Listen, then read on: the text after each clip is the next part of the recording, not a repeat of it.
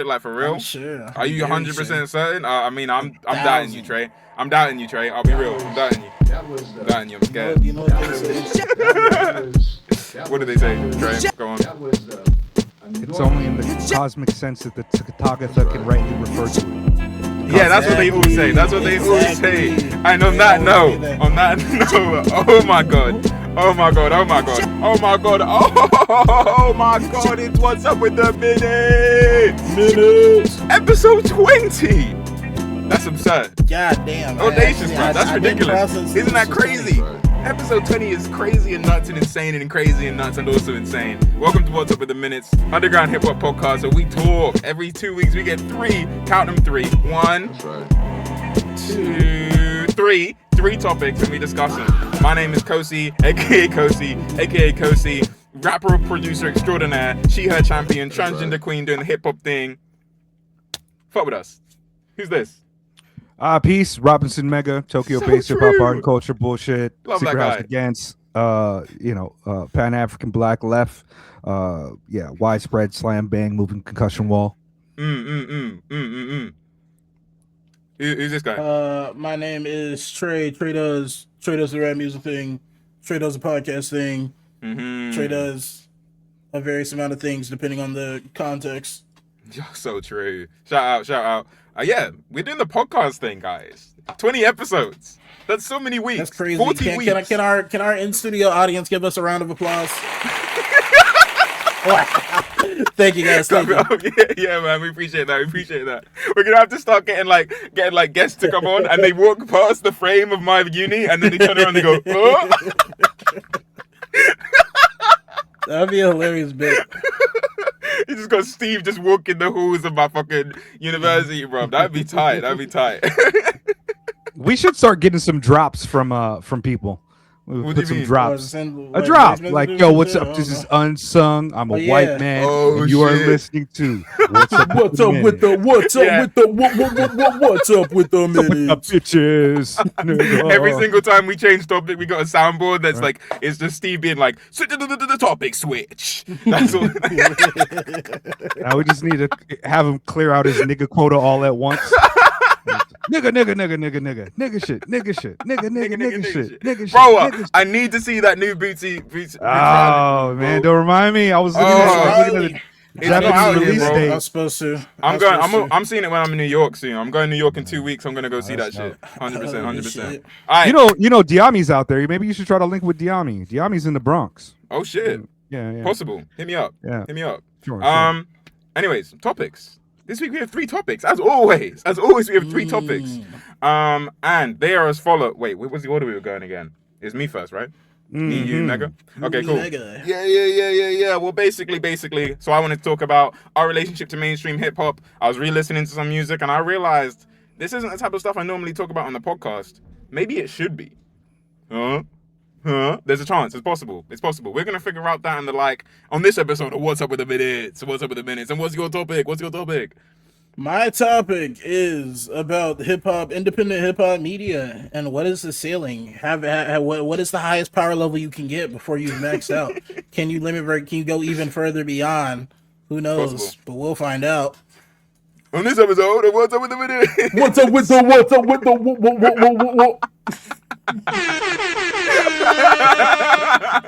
Yeah, that's right. What's your topic? I don't really have a topic, but what I'll be doing is a little bit of a mega church. I'll be asking some questions and getting some positions and how you guys feel. A lot of marry, fuck, kill. Would you do this or that type of situation? Yeah, we're gonna use. I would like to see rank these 3 rappers on how likely you would be to body shame them. Damn. That's horrible. Yeah. No, so maybe it's going to be problematic, but I don't know, man. I don't make the rules. That's why it's at the end of the episode. It's going to be just a series of questions. This or that, rank these guys, stuff like that. So, yeah. So true. But before we do that, there's a thing called Patreon. a Patreon, and on patreon.com/what's-up-with-the-minutes, you can support us. You know, we are funded by you guys, our loyal, lovely patrons. And I'm gonna shout them out right now because that's how much I fuck with them. And guess what? We have a new patron this week. I saw. Their name is My Tai. Shout out. So shout out My Tai. Big My Secret Tai. House We family. fucking Big Secret House family. Yeah. We fucking with My Tai because My Tai fucking with us. Mm-hmm. Got My We Tai. fuck with I anyone like who My fucks with Tai a lot. us. We fuck with anyone who fucks with us. Oh my god, bro. That's not true. That's not true. Most folk. Most people. We got My Tai, we got Wet Sicker, we got Airy Down, we got Paul Hurdle, we got Gavin, we got Double Mister, we got Alex, we got Nigel, we got Stilo, who is dropping an album soon, but we can do that in recommendations. We got Zoom Zoom, we got Vic, we got Caden, we got Evan, we got Grand Mega Flowers himself, we got Bleach So Alternative, and we have Dan O from Free Music Empire. Hey. Woo, yippee, True, yippee. true, If you true. wanna support, I you got can more. become a patron. You can get extended episodes. You can get episodes early. I might start doing extra shit. Who knows? So true. And if you're And too broke for the co-drops Patreon. beats. Oh yeah, that as well. Yeah, I drop beats on the Patreon for the second tier. There's minutes and then there's seconds and there's minutes and there's hours. minutes. If you're in the minutes, if you're a part of the minutes, you get a beat from me. I make beats sometimes, and occasionally I put them on Patreon. As well as that, though, recently I've gotten back into doing the social media campaign. We're going worldwide at this What's Up with the Minutes thing, man. We're getting worldwide. I'm doing the reels. Check out the reels. Check out my Instagram, bro. Check out our Instagram. What's up? Is it What's Up just with What's Up with the the Minutes? Yeah, it's just What's Up with the Minutes. It's the name of the podcast. Check us out. Like, follow, and Support retweet, us. repost. I don't know. I will Comment start or some clip shit. farming more. So true. So true. Before we get into topics today, I wanna detail an experience that I had lately. I want to detail an experience that I had lately. So basically, imagine me, KOSEY. KOSEY is in KOSEY, as in KOSEY is in me. So I'm all like, oh, I like rap. There's a show happening at the Jazz Cafe on Tuesday the 26th of May. I should go to that. So I'm going there. And then, by pure happenstance, it happens to be one of my favorite rappers ever of all time ever, Open Mike Eagle, that I went to go see yesterday at the Jazz Cafe in Camden. The Jazz Cafe in Camden. Video Dave opened for him. Amazing night. Amazing night. One of the reasons why it was an amazing night, Open Mike Eagle recognized me. Oh shit! Nigga, I was tweaking. I was tweaking. He was walking past me. Yeah, he's walking past me. I went, yo, I just be saying yo to folk. I be saying yo to folk, and then he turns around and he goes, oh, bro, that exact moment, I was geeking. I was a little fan. I was fangirling out. I even mid conversation I had to be like, wait, composed. All right, and then started talking to him again because I couldn't handle that shit, bro. I was in deep fear that would happen, and then it happened, and it was the best thing ever. Shout out Mike Eagle. He says a lot of folk are out here supporting us who are just kind of keeping a little quiet about it. Be loud about it. But also we appreciate it. We appreciate you guys' silent support, and we also appreciate you guys' loud support. Loud and proud, I mean, so we can go mainstream and fucking fuck y'all over. Not really though. And fuck y'all over. I like that. No. Keep that same energy. So we can uplift the community. I like that shit. Our plan is to get really, really super duper famous. Off My of you main guys. goal is to And blow then up. After that is to And forget act everything. like I don't know nobody. But yeah, shout out to Mike Eagle. Amazing show. I want to talk about it more a little bit in the bonus. But yeah, that's supremely brilliant. Video Dave fucking killed it. Open Mike Eagle fucking killed it. I'm gonna have to recheck a lot of Video Dave because I've been kind of up and down in the Video Dave. Yeah.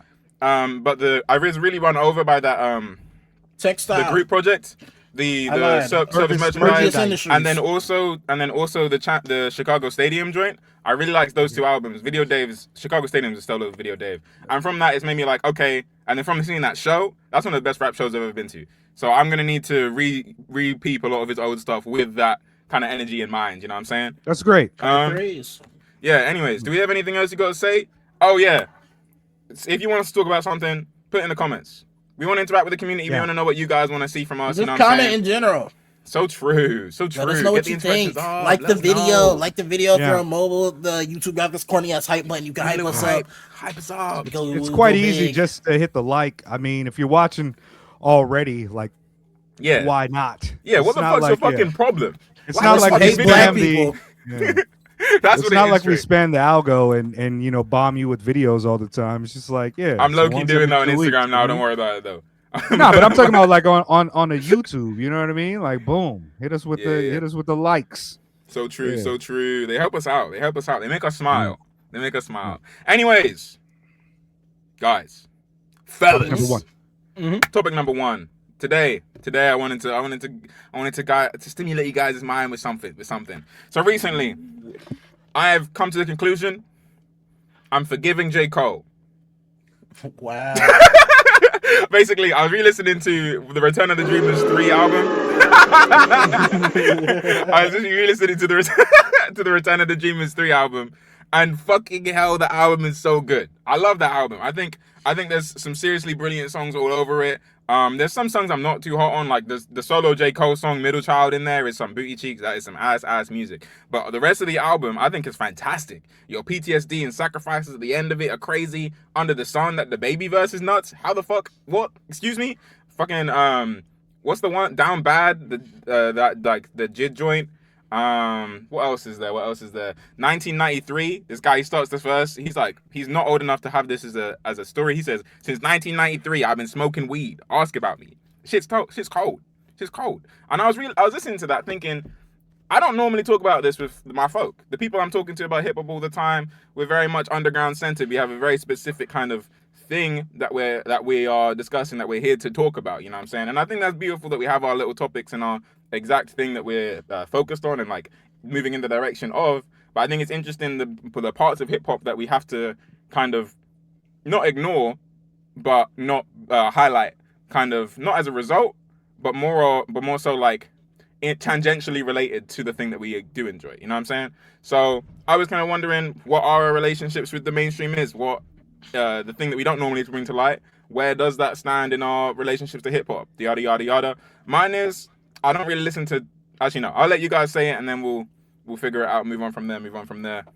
Oh, Once upon a time, Oh. I got into underground rap music, and in the process, I became a pretentious little prick. Like, ugh. You listen to this music? You lowly individual. You do, or it's like is it Sonic Adventures 2? No, what Sonic game? Sonic game where Shadow when he defeats the enemy, he says, "You disgusting black creatures, get out of my sight." I didn't add the black part. What? But I wanted the disgusting creatures of the mainstream upper echelon Trey, to Becca, get away do you know from that- my ears. Becca, do you know what that's a reference from? No. That's from Shadow the Hedgehog for the GameCube. That's for the game. The game Shadow the Hedgehog. He's fighting these demons and he goes, disgusting black creatures. Get out of my sight. No, but he says it cool, so it's not racist. Disgusting black creatures. Anywho, yeah, I don't know. I was a little pretentious with it, but as time went on, I went to appreciate the full scope of this rap music thing. And these days, I do dabble in mainstream music whenever I can. I don't think my contempt for it was completely unjustified because, you know, mainstream hip hop has kind of been consumed by the whole social media zeitgeist type shit, and I'm still not a big fan of that part, those aspects when it pops up. But I still make an effort to check out mainstream releases that the masses are indulging in, if for nothing else, then to relate to people and be able to talk about it. And be Having like, hey, you heard conversations this, is we heard this, we can talk about it, we can relate. I can have a frame of reference for what you're talking about, what you may like, what I can recommend based off of this, shit like that. I really enjoyed talking to my work colleagues about the new 3 Drake albums. Because not for me enjoying those albums, but because seeing people passionately dislike something, when I very rarely see them from people who don't like music. Very rarely people who don't like music have anything bad to say about music. You know what I'm saying? It's usually just like very regular. So we're here hating. It's beautiful. It's a beautiful moment. You know what I mean? And that's kind of, I think, one of the main things. My relationship to mainstream hip hop is kind of similar in a sense where it's like, I've as a result of the life I live and the spaces I'm in real life, it's nice to at least know what's going on with folk, you know what I mean? It's nice to at least have an understanding of my peers You know what I'm saying? I got a lot of music I listen to that I don't talk to you guys about, that I wouldn't talk to those guys about either. You know what I mean? You got your little separate slices of the pie that interact and overlap with other folks. You know. So for me, a lot of my mainstream enjoyment, like I grew up, I wasn't really listening to much hip hop. I kind of got in through the underground, and then I went over there. Like I grew up listening to a lot of like video game soundtracks and shit. I was lame as fuck. And then indeed. And then I found knowledge by accident when I was like 10, and then from there it expanded out. You know what I mean? So when I got into rap quite a lot later than I got into like beats and shit like that. You know? So my journey through it has been a lot of like, oh, okay, knowledge produced for Kendrick. Shit, okay, I'll check out Kendrick. And then from there, I find out the mainstream is like an actual thing I could be paying attention to. You know what I'm saying? And that there's a lot of folk in that have a lot of talent, have a lot of drive, and that are not running, but like kind of shaping the culture in a way that I find is important for me to understand and know, and allows for me to understand how the people who I'm talking to feel about this hip hop shit. You know, because a lot of people just being like, oh, J.Cole says he's one of the best. He is. So then I can understand like the direction and approach of these people who are in my life and shit. I wouldn't say my relationship with mainstream hip hop as adversarial as Trey described earlier, but I definitely did have those eras where I'm like, oh, all these niggas just say bitches, and I don't like when niggas say bitches, so I stopped listening to them niggas. But I'm back. I now support niggas. Then you saying found bitches. underground rap. You found underground rap and realized they say bitches too. No, they say it way better. It's like They it's do. like, They do. It's like a better type they of say it bitches. poetically. They say it Yeah. They say bitches. Yeah. Mad French with it. We fuck with you. What about you, Mega? I know you've been a widow for longer than I've been alive, so I'm curious. I mean, I think, yeah, a lot of it parallels exactly what Trey was talking about. Like you get into something, especially when you're young and you're kind of building your identity based upon like the media and the things that you have around you and the people around you. It's like I really tried to keep up and be a part of the conversation and pay attention to things well after I was kind of tired of a lot of the things going on in mainstream music. For me now, it's like I listen to stuff, like I listen to J.Cole and I thought like this is good music, like it's perfectly fine, it's whatever. You know, like I don't think that J.Cole's bad, I don't think that Drake is bad. Like there's just some certain things about it and elements about it that are disinteresting to me, or uninteresting to me, and I don't go to a lot of those spaces for those things. But I'm not really the type of person who is like, yo, this music genre sucks, or like it would have to be like something between like, is it signal or noise? Like if it's a bunch of noise and people are just talking bullshit, it's like whatever. If it's a bunch of signals that are like espousing bullshit, then I don't want to hear it either. But most stuff I think is just perfectly fine. Like I think Fantano giving like a what did he give the one Drake album? I think that's like absurd to me. The newest like, one, you got a 2. I think that's kind of like absurd to me. Like how could it be a 2? Like that, like 2 is like listening to fucking a toothbrush. Like I don't understand the scale. I like see what you're saying. between a 1 and a perfect album of 10 and like a 2, it's like a 1, like noise music, you know, is like something that people would say is like that's a 2, that's not music, that's not anything. Yeah. And maybe there's a nothing burger purpose about it or whatever to say that. But I don't care what people listen to. I just have for a long time have just not been interested into a lot of things. There's a lot of vile maxims and just a lot of things in the music that get me like a part of pop culture that I don't like. It's like I end up talking about fucking Drake and I just feel like, oh, the devious idiots have tricked me again.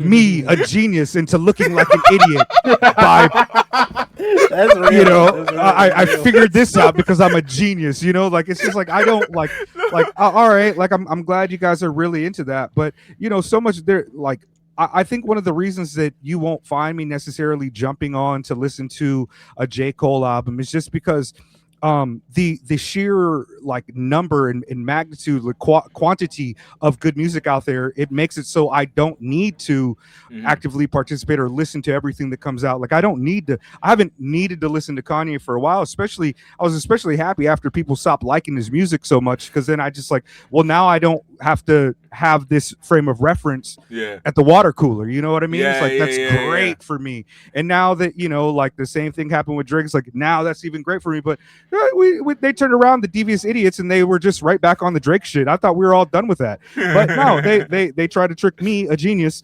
into fucking back into the fold. I think, like, it's there's one thing, like, to talk about when we're talking about like art, and when we're talking about like meaningful music and things. It's like not all music is created to be like art or radical. Sometimes music is just created for a motherfucker to make sell money you some and shit. have fun. You know what I mean? Mhm. It's like I don't mind the dumb shit. I just don't suffer fools a lot, and a lot of the shit that is like most out there is a lot of foolishness. Yeah. I mean, it's like whatever. I love Mobamba, that fucking Sheck Oh, West yeah. shit. I That got was like the last mainstream. hoes Like calling. Sorry, no, Like, continue. young nigga fuck my phone. Like, I mean, Serious. like, all right, that's great. It's like, but there's a lot of things about that, like, Dead or Alive, beach volleyball physics ruined my life, and I try to be cognizant about that when I'm listening It's to a some game. music.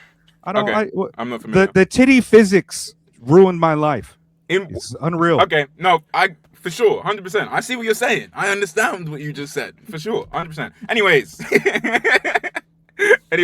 to that point, kind of there being so much awful bad great physics. music out there in the Yeah. world. Yeah. Being so many awful titty physics. I mean, music out there to consume. It's like it does get difficult to kind of, if you are following everything, discerning what isn't of value is definitely a difficulty. And I think that kind of phase where you're anti-mainstream is kind of a result of that. You're listening to enough of this, and it's like, damn, like a lot of these, like enough of this sucks that it makes sense to kind of like throw it to the side and to kind of get rid of it as a thing you need to like interact with the tool. And I think like, as Trey said, I fell into that for a bit, and a lot of it was that kind of thing of, oh, I feel like I'm above the music that is, oh, this is just for enjoyment, this is just for da da da da da. There was a time when it was like my pretentious ass came in and was like, okay, word, I'm listening to music that's smarter than you niggas, and this music that was smarter than you niggas at that time for me was Kendrick Lamar. I was listening to Kendrick Lamar, I was listening to Mid-Air Thief, I had some weird electronic music, and I was walking around being like, yeah, I like rap and electronic music. You niggas are nothing to me. You know what I mean? So like that kind of mind state, I think, is honestly like, as much as like here in this circle it's not like prevalent, I feel like that kind of mind state of having the idea that listening to this type of music, underground music, kind of separates you on a moral basis from the mainstream is like one that I find quite interesting. Anyways, Drake. Yes, I feel like, as time progresses, the mainstream kind of functions more as like media cycles, more like not as like music in itself, and you evaluate the quality and you live with it, but more similar to like how people talk about movies nowadays, where you like talk about the movie, it's a trending topic for a little bit, then you move on. I feel like after enough bad movies or enough bad albums in the mainstream, because like the way the mainstream works, it prioritizes and pegs like specific acts, and those acts don't drop very often. Referencing a previous topic, they don't drop as often. Mm-hmm. So I feel like what happens is enough of terrible albums, and you either do two things. You say, oh, the state of this entire genre is cooked because Young Thug, Lil Wayne, Drake, and Kanye all dropped bad albums, or you try to find some other shit to listen to. A lot of niggas did the first thing.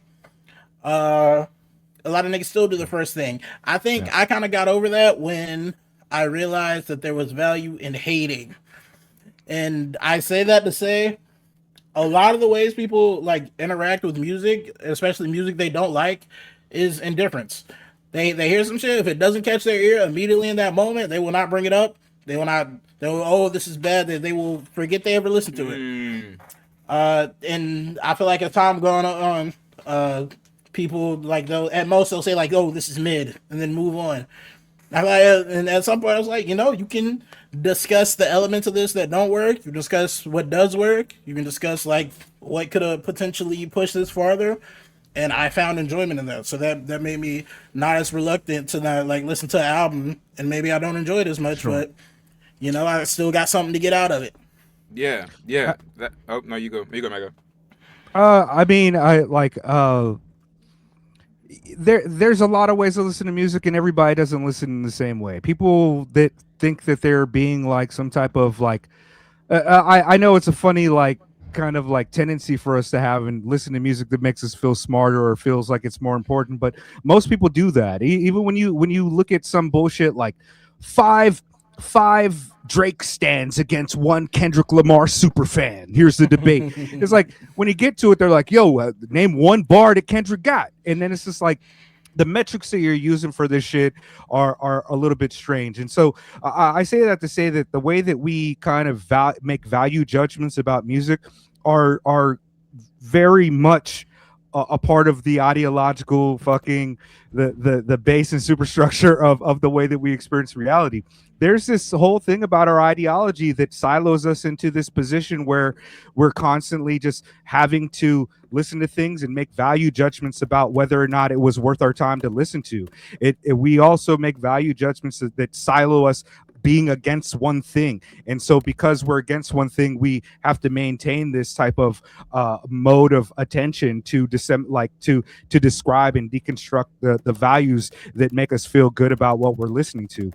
I much rather prefer the type of conversations about art that are discussing things about and elements about the art, whether they are historical or whether they're historical or material about the actual compositions of the art. When it comes to mainstream art, like the compositions of it are usually, mainstream is always so far downstream from subculture that I've probably heard a lot of these aesthetics and a lot of these qualities elsewhere before listening to it show up on a Drake album. I just think that it's like fucking it's extremely boring to approach art like that. I was a little bit kind of like, I know a lot of it's tongue in cheek and a lot of us are just joking, just the same way that I often joke about like how much I dislike J.Cole. Like I don't really care, you know what I mean? Like I just don't listen to it. But like the discourse that was happening around JPEG Mafia's album, it really kind of put me off about listening to the album. And I was just kind of like, well, that's interesting because I'm generally a fan of the album, but like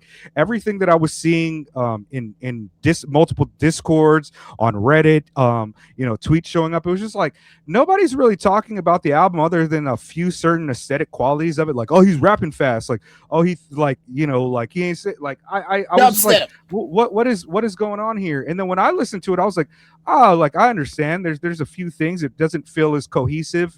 He's trying some things. Some of them slap, some of them don't. Like there's reasons I like it, and I found again that like participating in like if I'm listening to music to participate in that water cooler conversation, I often find that the conversations occurring around the water cooler are fucking stupid, and it's more valuable for me to have conversations with people who are not at the water cooler but who are at my table with me and who are really trying to build and actually disseminate and discuss these things. It's one of the reasons that I don't care about a lot of online music reviews where guys are like, I like this, the beat is dope. It's like, all right, that's whatever. Like I don't care what beats you like. I don't care what the bar you like. You know what I mean? Like if you're unable to like frame it for me in a way that I feel is interesting or historical for me, then it's just like, yeah, why would I listen? And conversely, I also have an issue with people who delve in too deep and try to make things seem so significant by creating these fucking fucking essays and Professor Sky. No, like I just feel like that approach to discussing art is very strange and it's so postmodern and deconstructionist, and it's also savage ass reviews, neoliberal and lazy as fuck and deeply uninteresting. Most of this shit is like enjoying shit is fine. Enjoying shit with like people are hell. Like enjoying shit with other people is fucking terrible most of the time because people fucking suck. Like so many people just like there. I hate to say it, like there's just a lot of people I do not want to discuss art with because they don't really. They're more concerned about like the commodification fetish of the art than they are about any of the art itself. Really, it's like, does this make me feel good and titillate my nipples or not? Yeah, I don't know. What that guy, your friend, hey, were you saying that don't get there, young. He's saying that like hieroglyphics makes his dick hurt. Was it? Yeah. You know what I mean? It's like Yeah. that. You know? Is it time to let my nipples? Is my dick hurting? You know what I mean? Those Yeah. are the two states of mind. Those are the two genders, bro. I really don't understand it, man. Like, it's like the conversations that they had in their head. It's like it's so fucking simple to me. It's like shadow boxing yourself and getting a bloody nose. Like, how did that happen? How did you not have anybody to battle about this, but still you're a fucking idiot? Like, you still somehow you fucking hurt yourself by just being. I don't know. Yeah. I'm very pretentious, and I'm very. I get what you're saying. I am a genius, and this world is difficult for me because I'm such a genius. This is kind of the thing Trey said about the value in hate, though, is by hating, you can slowly bring these people to your side, Mega. This is how you change the fool to a genius such as yourself. You know what I'm saying? If you come in here and you have all these genius intellectual critiques of their favorite thing, communicate with the peasants. Yeah, communicate with the peasants, with the underlings. You know what I'm saying? Then these people will understand you, and then slowly they'll be raised to your level. You know, that's Reaganomics. That's trickle down, trickle down geniusomics, bro. We're out here building, bro. But I'm joking, but I'm also being a little bit serious. But you're right too, though. Like, people when I hate. Yeah, and I find that people actually have a lot more to say than they usually implore themselves to say. I have a lot of friends who, like, in terms of their music, the way that they discuss music, I've like, as much as my way I discuss music has shifted over time. I've watched my friends' way, who aren't really necessarily into music in the same way I have, through repeated conversations with these folk, like, slowly shifting to being like, using some of the language I use, using some of the da-da-da-da-da. And I feel like that at least brings a appreciation of art to everyone. You know what I'm saying? I don't want to say like, this is the goal of me listening to mainstream music. I also just like talking to folk. I'm very personable in the way I approach the world. I like distracting conversations with people in it. But I also think that you can get a lot of really great conversations out of these people if you just kind of push and prod in the right way. You know what I mean? And also, there's a lot of good music to be found in that, and the line between what is and isn't mainstream in this age, especially with how everyone can just listen to anything at any moment, how everything is equally as accessible, it gets more blurred and more blurred. You know, is like, there was a time when I feel like I would have said, like, when like No Name, Smino, and Saba were like popping, people in my school knew those folk. You know what I mean? People in my high school knew those folk. Especially with Saba. Saba's Care For Me came out, that was popping. You know what I'm saying? Like, these people, it's a huge album, yeah. Yeah, huge album, you know? And it's like, damn, what people you know that knew Care For Me? What the fuck? Care For Me was a popping, bro. Bro. I don't know if that. I found out about it. Like, I didn't really know Saba before that, but yeah, I found out about it, and it's not really a part of like my.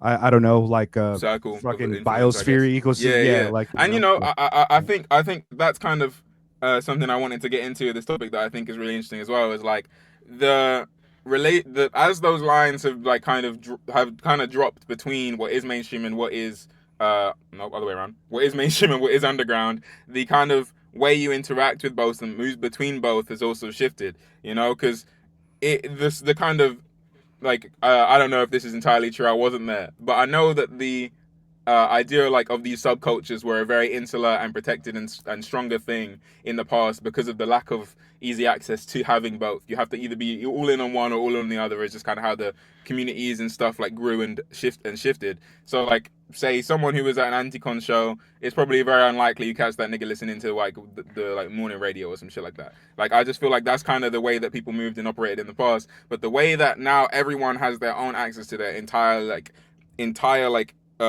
completely divorced from everyone else algorithm is now allowing people to have those kind of nuanced ebbs and flows between what's popular and what's not. So you'll listen to a Mick Jenkins and he's like nearly mainstream. He's like a has a consistently big fan base kind of thing. Sorry? There's a callback. Oh, Dirt. Yeah. There's mainstream, then there's the Dirt, and then there's underground. Coined by Keegan.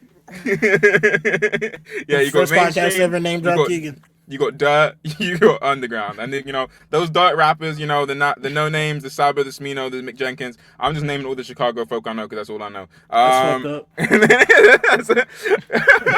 You can't step foot in Chicago though. He's like, oh shit, you said we Dirt, nigga.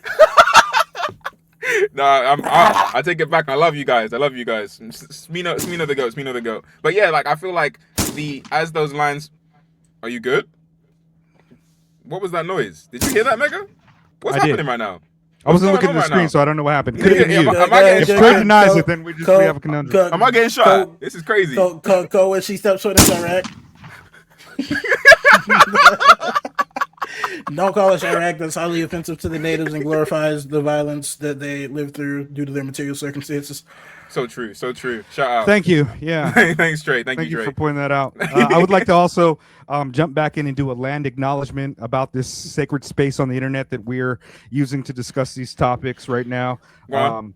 This land was controlled by Netscape. Thank you, Benjamin back Netanyahu. yeah, thank you. We actually we stole this land from From Google themselves, man. We probably from their cold dead hands. ICQ. Yeah. Yeah. No, Shout out YouTube. I also, for me, like it's arbitrary discussions when it comes to like I don't use the term underground to denote or describe people who are like not popular or dirt or mainstream. I use underground as like a specific aesthetic quality of a movement that was called underground, like. And I know that it's kind of clouded by the fact that there was other people like UGK that was using the term underground, like not popular, like not signed. But like, yeah, I don't make those distinctions, but I understand what you're saying. I just wanted to point that out because I am a genius. No, that's fair enough. That's fair enough. Go on, Trey. I have an important comment to add. Do you? Tell us. Inform us. Not really, because I forgot my larger point. But no, I want to say that another reason that I kind of like interacted with mainstream shit more is because I don't know, this could just be a me thing, but part of me after a while felt like wrong to act like I was above people. Like I'm above you niggas listening to this. Like I don't know, that felt corny, dare I say, after a while. No way. So, TREDOES being corny. I could no longer do it. But yes, I was very out of character, so I had to reorient myself. And I was like, yes, my fellow children, that Playboy Cardi, am I right?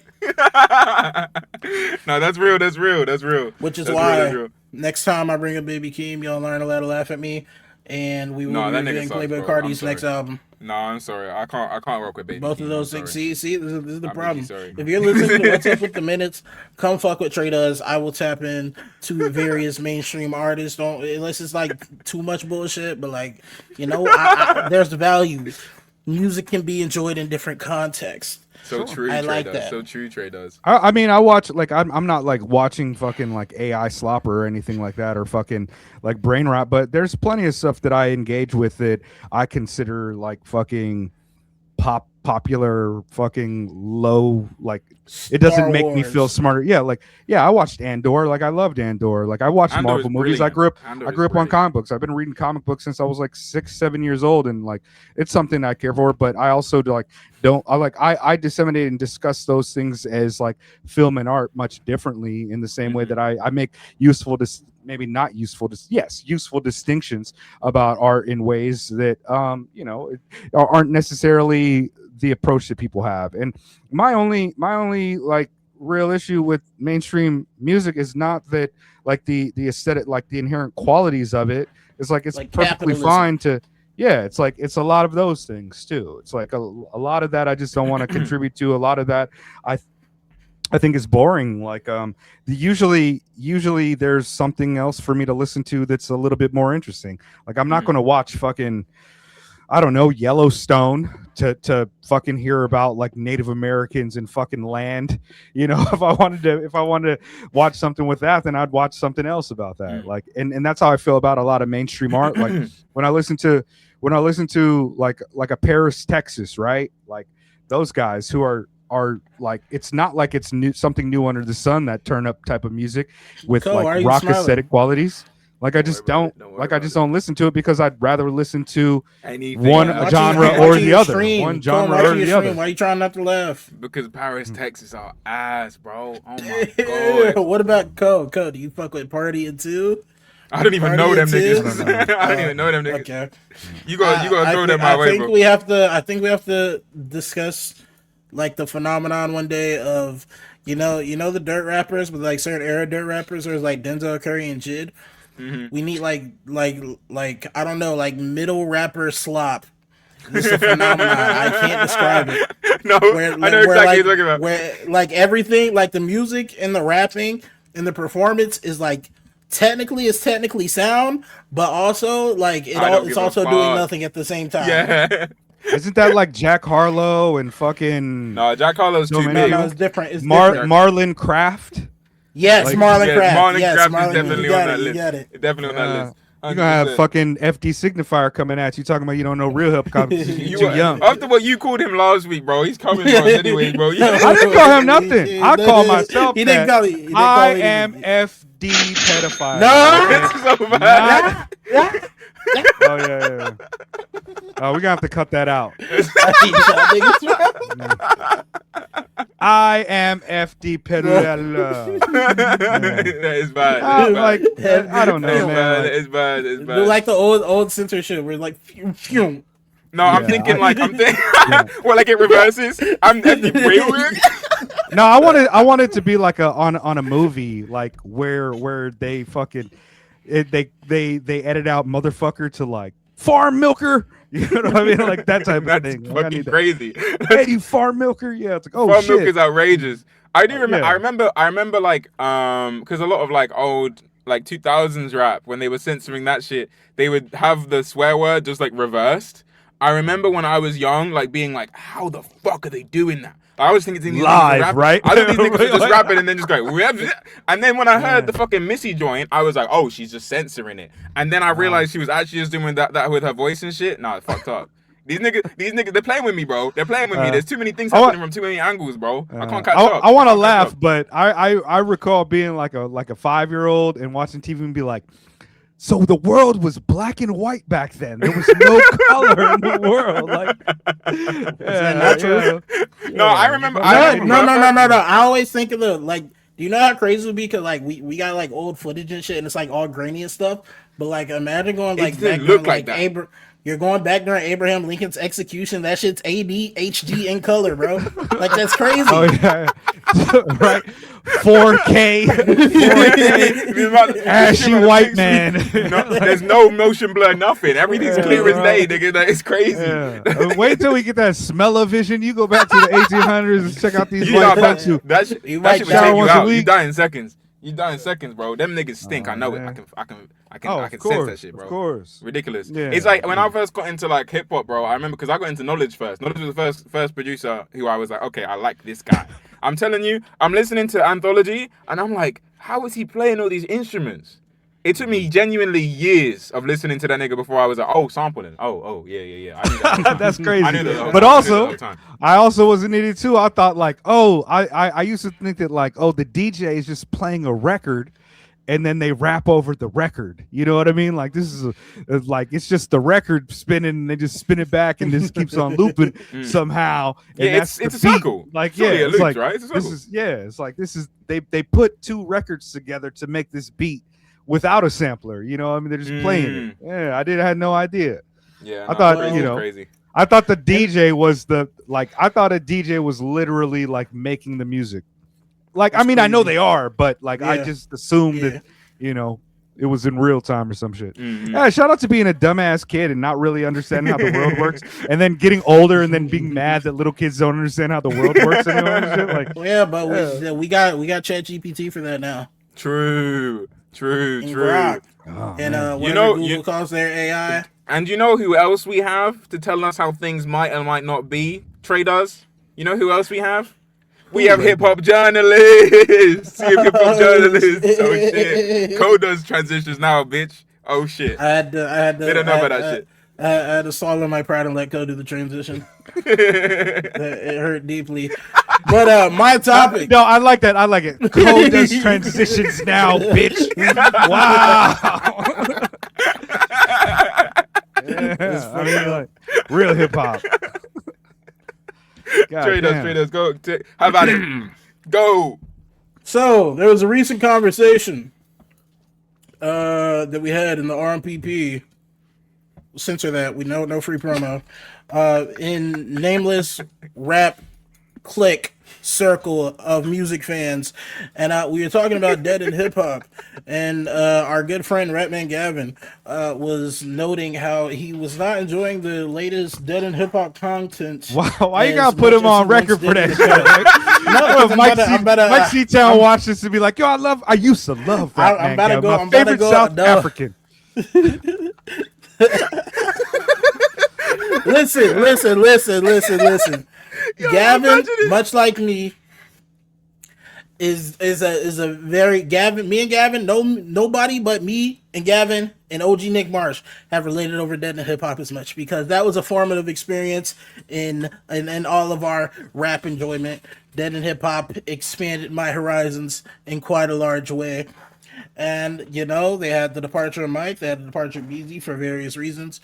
And, Beezy's gone now too. I didn't know that. yeah, and we were kind of reminiscing on how such a high marker in hip hop journalism, at least on the video format front, was kind of fading in a way, which hurt because, like I said before, Dead in Hip Hop, at a time there's more saturation now, like even with us, like talking about like underground releases and shit. But there was one point in time where, like, I'm a young kid, so like YouTube is where I like find shit and get into shit at the time, and like there was no such thing as, like, you know, when new releases come out, there's like, oh shit, I'm reviewing the new Kendrick album, I'm reviewing the new this person album. Yeah. There wasn't shit like that for many underground rappers. So in that experience, I found Dead in Hip Hop, which were one of the very few people covering Quelle Chris, who they introduced me to, covering Billy Woods, who they introduced me to, covering Open Mike Eagle. So many. Ka, a lot of mellow all those music people. group stuff. Yeah. I got into all those people because of Dead in Hip Hop, because they were one of the few people covering it in that format. Yeah. And it made me think about us and how far we can go with this. You know, we are still a Not that young far. platform. We are still a young platform. Only And 20 episodes in. My goal with this What's Up with the Minute scene, honestly, is world domination. But maybe I would settle for a modest life in a nondescript part of Atlanta, doing Zoom calls every so often, you know? Who knows? But how far can we really take this, you know? We're relatively niche. We don't talk about a lot of crazy things. So where do we go from here, Cole? That's what I want to ask you.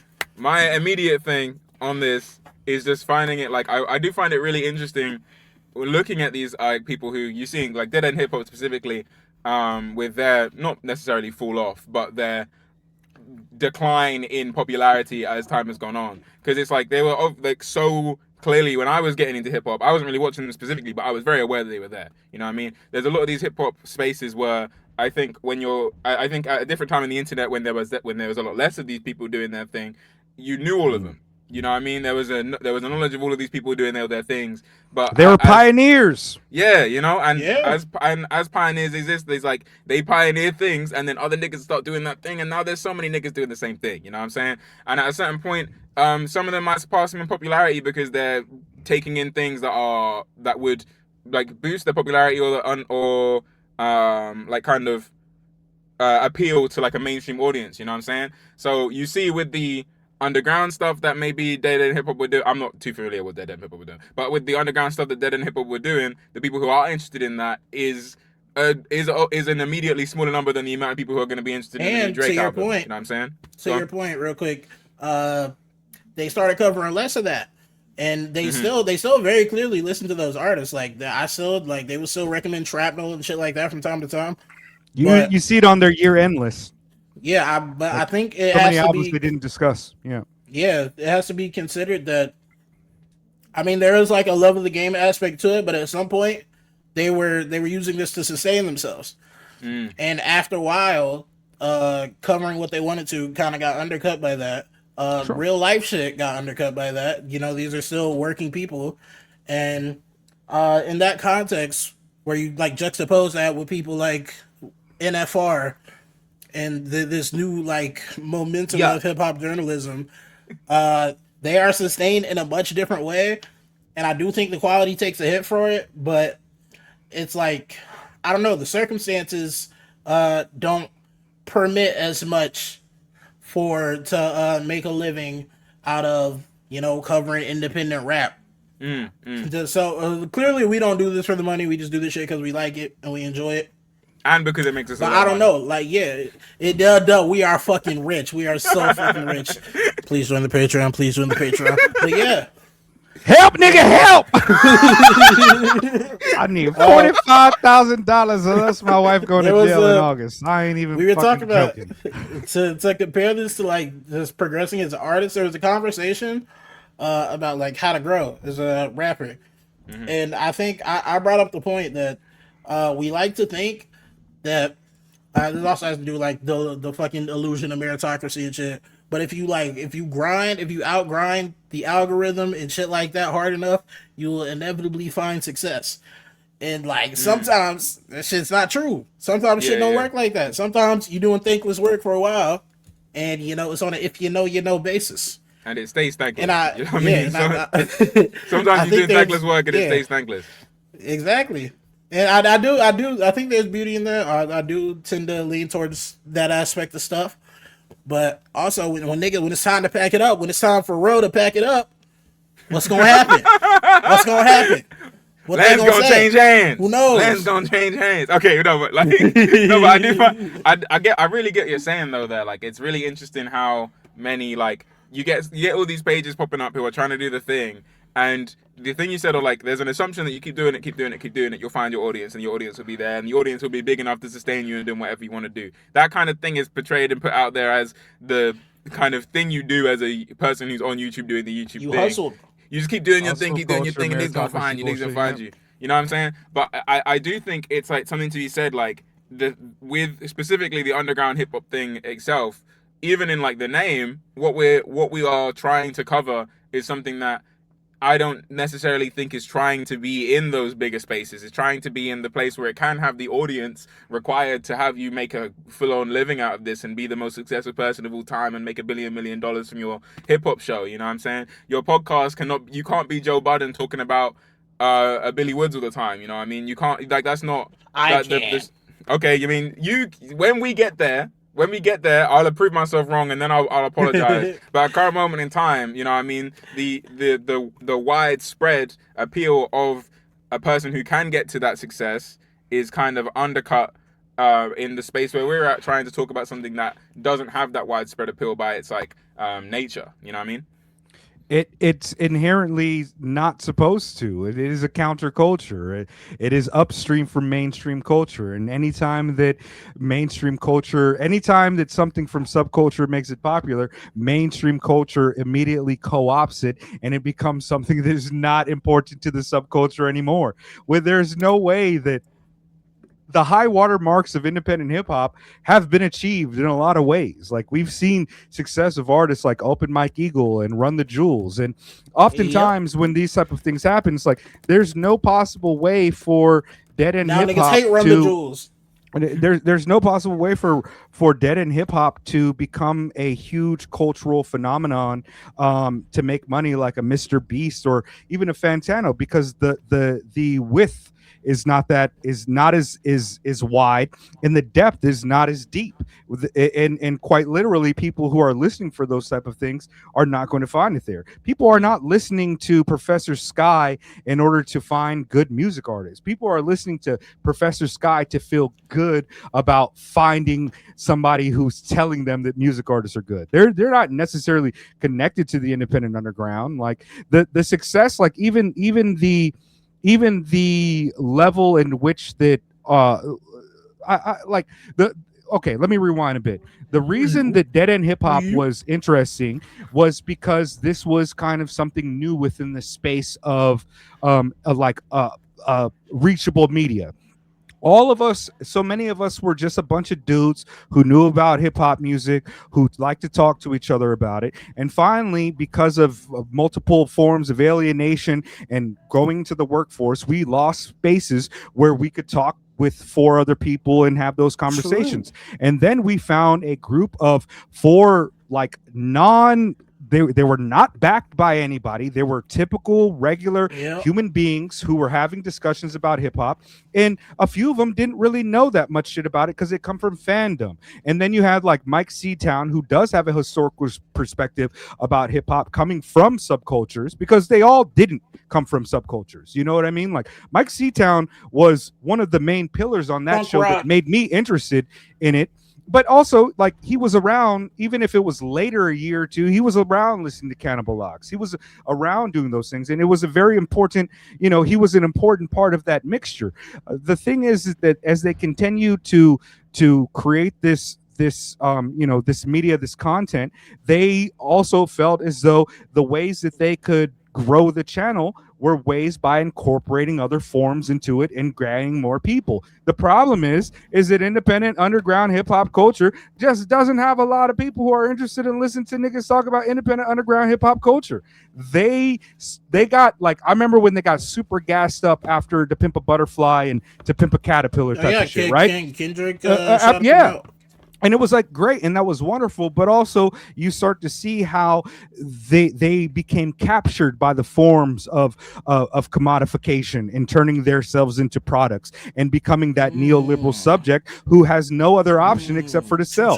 Maybe I doubt that they started doing that channel to think that, maybe we could make a living off of this. I bet you they started doing that show off the idea like, we're all friends. We like talking about hip hop. People, let's do it. And it would be fun, and maybe we'll, make a couple of dollars. Did he cut out for you as well, Trey? Yeah. Okay, but maybe some people will view it. It will be fun. It will be fun, and like once you step into the realm of like trying to commodify this thing, you move away from it. Like, I know I have a lot of different like ethical ideas and radical liberatory ideas about art, especially hip hop culture and black culture, than they do, and a lot of other content creators do.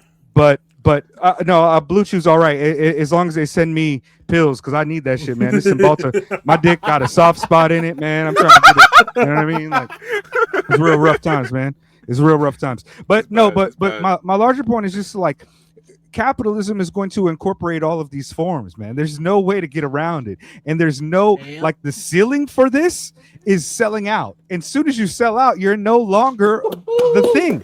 The ceiling is like it's not even selling out, it's buying in. Like, people literally are doing everything they can to buy into this. And if you really love this hip hop culture and your impetus is to get rich off of it, like so many people, I'm gonna be a rapper, I'm gonna make money, just the same way as that, like, I'm gonna play basketball, I'm gonna make money. If that's your entry point into the culture, you're already lost, and you've already lost. And I hate to break it to you, but that's how you end up in back rooms with Harvey Weinstein. That's how you end up in Diddy parties. That's how you end up. That's how you end up with your ethics and the beliefs that your mom would be upset about and your father would frown on, and even things that maybe you would feel bad about. That's how you sacrifice, and it's just that little step forward and forward and forward until all of a sudden you a bitch ass nigga, man. I just recently recall FD Signifier talking to Dr. Ball about this same type of thing. He said that, like you acquiesce a couple times, the next thing you know, you on the wrong side of the line that you ever thought you would be. And FD Signifier was thanking Dr. Ball for kind of pulling him back from that. It didn't save FD Signifier because he's still a cultural content creator who's super liberal and shit. I just saw the Bad Epinata conversation with him. Both of them are like, I was just like, Jesus Christ, like, this is too much. This is too much. And shout out to FD Signifier. I respect him enough. He's a black man. I would like to be on his side, but like, I cannot suffer fools sometimes. And you're not a part of hip hop culture like that. You're a fan of hip hop culture, and I don't really go to him for his takes on hip hop culture because I already had 15 years of dead end hip hop where I went to people who were not necessarily a part of hip hop culture talking about it. I don't need this nigga to litigate for me the reason why Marlon Craft is cool, or litigate the reason to me why this rapper is a fucking like I already know about Killer Mike, bro. Like, my politics is there. Like, hip hop, underground hip hop. It's like we cannot expect we cannot expect to break through the ceiling like an Obama and change things. It just it doesn't happen. I've thought it. I remember I was so optimistic as like a 16-year-old. So it was like, if only they would hear it. If they just only heard Talib Kweli, like the world would change. Like, oh, now we got Mos Def on a Nike commercial. Wait until that Hot Boy shit done. No, man, capitalism wins. It absorbs forms. If Billy Woods fucking blew up and was like a Super Bowl type of person, he would not be Billy Woods. In fact, you'd have 500,000 different types of Billy Woods. You know, you'd have so many other Billy Woods. Maybe they do the bell hooks. How many Billy Woods? So many people. Sorry, so many people with their names just lowercase. You know what I mean? Like just lowercase names. Like it just wouldn't be that, because the only reason it functions in the same way as a radical way or as a countercultural way is because it has to be counter to the popular culture. Mike is blowing up, and eventually Mike gonna lose himself if he keep on going that direction. Watch. See, I naively think, this is my naive perspective, I am of the mind that niggas simply haven't heard the truth, and as long as I can get them the truth, I can get as many niggas as possible to the good side. That's my belief. That you guys got to hit him with some different type of ideology. How about the Four Noble Truths? Number 1, life is suffering. Number 2, we suffer because we crave hip hop. Number 3, there is a way out. Number 4, the Eightfold Path means getting a 360 deal. Boom. Nah, but when this that's was what I brought was up, thinking, Trey. when this was brought up, actually,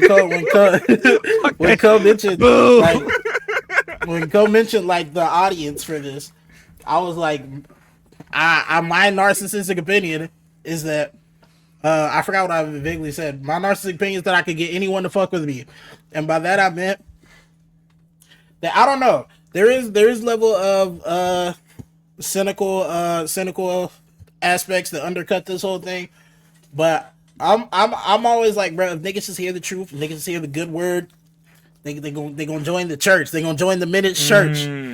They gonna minute missionaries, bro. We need minute missionaries.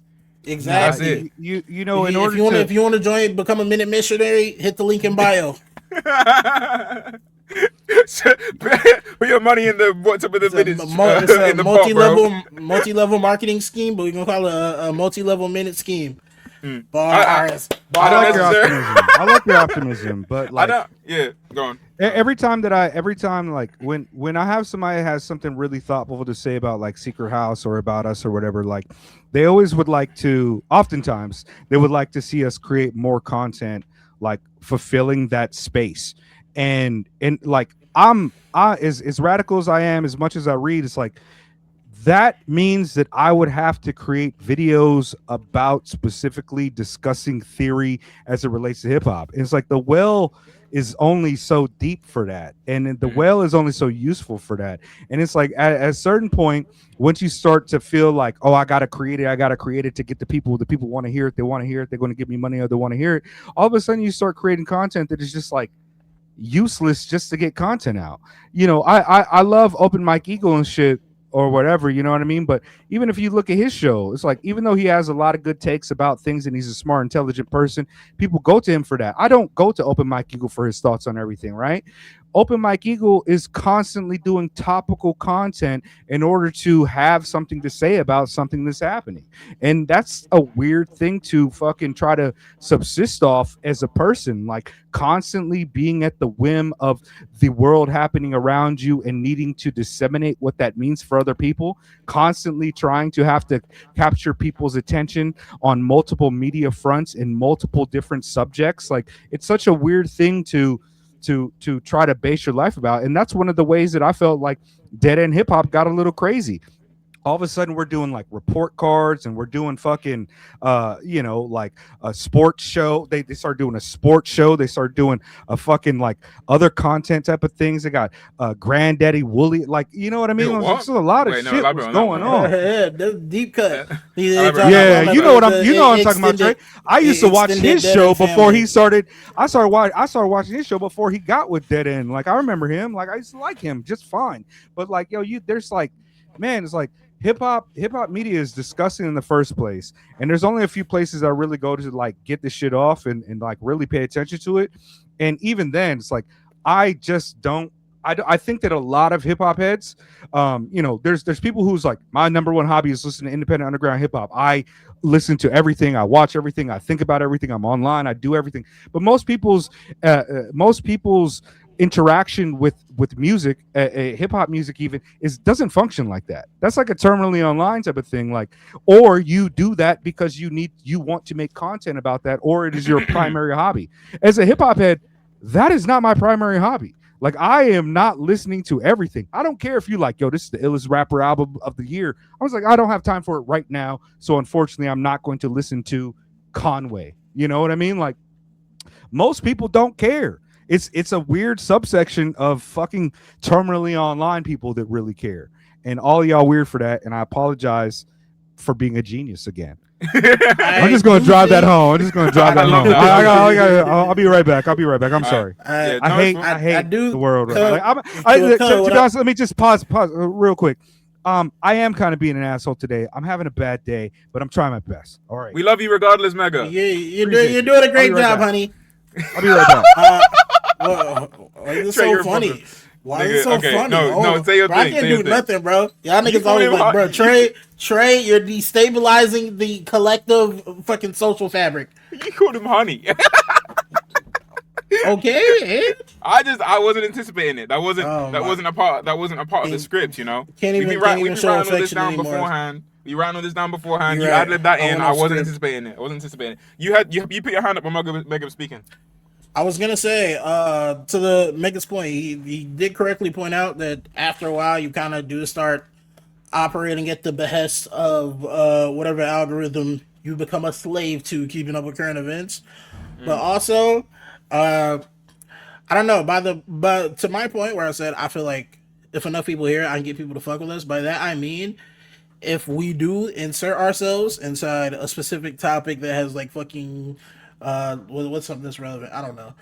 Like, I mean, we've been doing topical things. We've been doing that to an extent, but it's mostly me who brings the topical shit. Yeah, I don't think we've been completely outside of topical conversations. I just think that we approach them in a very specific and like segmented way that makes it feel like we're not doing that. But we did the experimental rap conversation. That was Did you see the wardrobe change? That's crazy. That's so sick. That nigga, he went behind the curtain and turned around. He's like a magic trick, bro. You see, when the magician put the curtain up and then he drops the thing and the girl's wearing like a lovely dress now. That's what Mega just did, bro. All he did was walk off screen. Goddamn. I'm about to cut a trick in half right now. Watch. Mega, my point was, you were correct about being like consumed by like the fucking conveyor belt of like fucking the fucking slot machine and being consumed by it. But also like, to some extent, I do, when I say that we can convince people or that like I can get anyone to fuck with us, is I feel like if like we are at a stopping point at some way along the conveyor belt, so when niggas are on their way to the meat grinder, they'll see the funny what's over the minute thumbnail, and then they'll be like, oh shit, I wanna talk about this JPEG Mafia and Earl sweatshirt, and then boom, you got tricked into a topic about experimental hip hop and the historical context of it. I actually agree with you, and that's also something that is deeply a part of like my personal politics and my ideological tendency. I typically think that if you have discussions with people, you can move people towards greater understanding of things, and critical theory is one of the it has great explanatory power. And the way that we're doing in this hip hop space, in this underground space, I like to pat ourselves on the back a lot with it, but I also am like a little bit humble about it. Like what we're doing is pretty cool. Like I've never really seen this type of discussion. I've never seen a mix of individuals like us. I've never seen the kind of the depth and the width of this experience. Like the three of us are kind of unique individuals in this space, and generationally, geologically, I get like geological is not the term I'm looking for, but like geographically, gender wise, a whole plethora of experiences, but also what we try to inject into these conversations while being deeply reverent towards underground hip hop is theory and a serious kind of discussion that comes not from the academic place, but comes from an organic intellectual area. Where we're all trying to figure this out, and to varying degrees, we excel in that space. And I don't know about anybody else that does it. Now, there's a lot of people who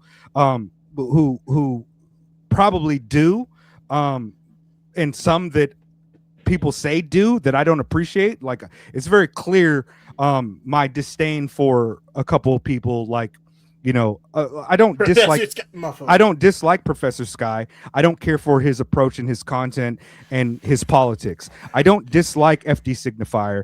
I don't care for his approach and a lot of his content.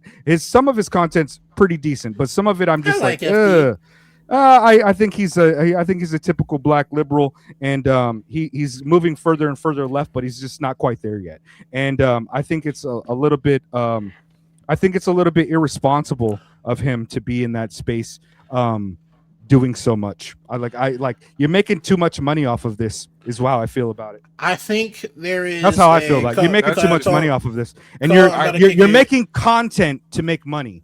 You're not doing this because you want to make content to change the world. You're making content because you need to make money off of it. That's how I feel about him. I think he's fully subsumed by the machine. Sorry. So I'm gonna kick it to you in a second. I want to say I feel like there is a certain balancing act to putting medicine in the candy, so to say. And I feel like a lot of people have that's not the term, right? Isn't it sugar in the medicine? Yeah, I was trying to think. Yeah. I got you though. We'll hide what you need in something you want. It's a sentiment, and I feel like, you know, there's varying degrees. You know, you could say acts such as Dead in Hip Hop, FD Signifier have lost their way in that balancing act. I don't know how I feel about that just yet. I'll have to evaluate more, all in a more expansive sense. I'd have to evaluate it more. But I do think there's a balancing act to it, and I feel like that's what happens a lot. Like when we're talking about shit, and I'm like, I want to talk about this, and then Meg gives me some pushback. He's like, this is aggravating. This is, what's the word for it? Neoliberal. I don't know. What I propose something, and then it might not be the most productive thing, but I feel like we've gotten better at you know, trying to turn topical things, or maybe like, you know, more frivolous things into more fruitful conversations. Yeah, that's but, you know, I do think there's a balancing act to that. Yeah, that's kind of what I was thinking. Is like a lot of what we do, at least, is something explicitly happened, and I have my off tangent thought about it. You know, and I think that's like one of the.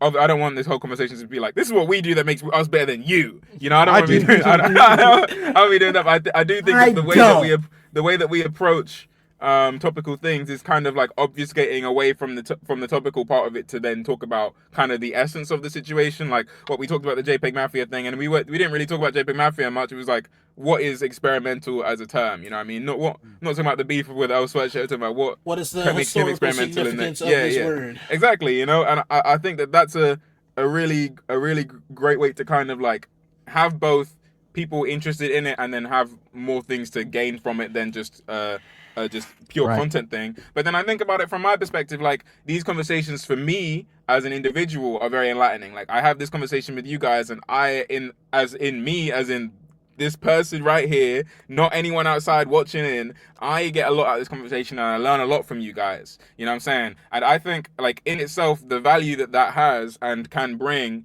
is kind of like the ceiling could be there and it would be fine. You know, the ceiling could be there and it would be fine. It's amazing and brilliant that we're talking to all these people and we're getting this stuff out there and people are listening. From a conversation I had with Open Mike Eagle, he said that, you know, he watches quite a few people watch and don't really say much. And, you know, I think that's really brilliant that we have people who are messing with us and appreciating the space that we're building and have. But at the same time, shout us out. Shout us out. But in the same time, you know, I recognize that there's a ceiling where that can go. You know, we're talking to the rappers and a lot of the rappers we're talking about aren't that much bigger than the Secret House. Don't have more subscribers in the Secret House channel. A lot of, you know what I mean, stuff like that. The actual ceiling of this is kind of unimportant when we can kind of recognize the the important space that this has for us and for people around us. You know what I'm saying? In a similar sense to when Dead End Hip Hop were coming out and they were introducing you guys to Quelle Chris and the mellow music people. That was a brilliant resource, a brilliant, like, important resource to you guys specifically. It could have been just you guys and it still would have been amazing. It doesn't matter. Like, you didn't need to have the crazy numbers that an FD signifier has for that to be a thing of prescience, but it still obviously adds to it. You know what I'm saying? The more ears you have, the quote unquote better, and the more that you can make the stuff that you want to put out, because then you don't got to spend time doing this other fucking work shit. You know, and that makes sense. But in the current culture that we live in and that we're interested in, maybe that's not a possibility. Maybe having the big old fan base that make you $1 million billion isn't, you know, it's not the thing that you want to be following, because it's not necessarily the thing that brings you as a individual closer to the truth of what we're trying to do. You know, or sometimes maybe it's just not sustainable. Maybe it gets to a point where the shit. Well, maybe one day we all got jobs, we all got families. You're like, bro, damn, this shit not sustainable anymore. Sure. Yeah, you get rich or sell out trying. Talk that shit. All this paying dues is buying advertising space. And that's what we need to start doing. I'm gonna put a What's Up with the Minutes billboard. Yeah, I'm gonna be like Open Mike Eagle with the new Negroes. I'm gonna put one right outside my window, bro. Because fucking What's Up with the Minutes billboard, bro. They're not ready for that shit. Streaming on YouTube now. Do not. Make you get mad as hell. Do not, my friends, become addicted to water. It will take hold of you, and you will resent its absence. I'm already addicted to water, bro. I've been getting that shit funneled straight to my house for years. My whole life, bro. I got a straight tap of that shit, bro. I can't get enough. It's crazy. Straight tapping that shit. That's like what me and Trey was talking about, man. That's suffering.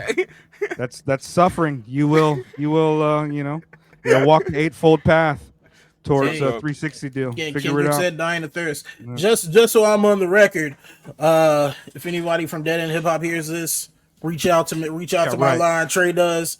I don't know why I'm saying that, but I don't know. I think that'd be cool. I would love to have Mike just so it's on the record. I would love that. Mike, if you're listening, come on the show. House at least once. Mike, I know you have. You're in the thumbnail. No, say cheese. Mike C-Town was, unlike you, Trey. Like, I don't think that I was ever introduced to any artists, except for like maybe Ty Ferris from Dead End Hip Hop, because I've been ahead for the most part. But was tapped in. Yeah, I was tapped in, but I always really enjoyed Dead End Hip Hop because of Mike. Mike was the perspective that was most like me, and Mike was always like, we had the same type of temperament, and I've always loved Mike C-Town. So if Mike, that's why I'm Meg T-Town right now. You know what I mean? It's like each one teach one. You feel me? Like, yeah. But no, like I just like, I would love to have a conversation with Mike.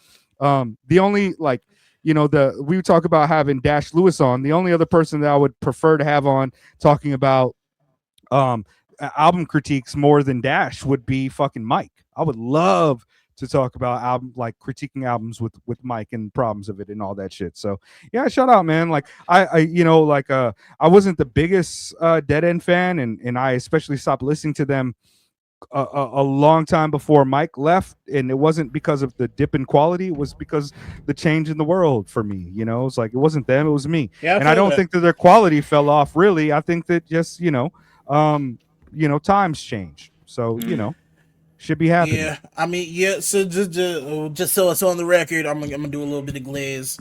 Give Dead End Hip Hop their flowers. It was a big formative part in my music experience.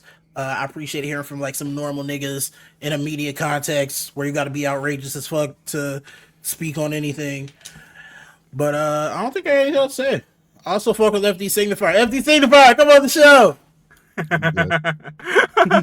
I haven't watched FD Signifier in so long. I wouldn't want to record with him, but I wouldn't mind getting on a video and talking with him. Like I I've talked too much shit about folks, like, you know what I mean, like, and I did it in a way that I felt was clear about the way I thought about things, and I wouldn't want to like ambush him or anything like that, or have him come on and try to ambush Bad me with that empanada shit. him. Like, I would just, yeah, bad empanada is fucking crazy. Third world is too, but like, you know, like, I think bad empanada is a little bit more fucking honest Dean than FD sometimes, and I don't even fuck with bad empanada.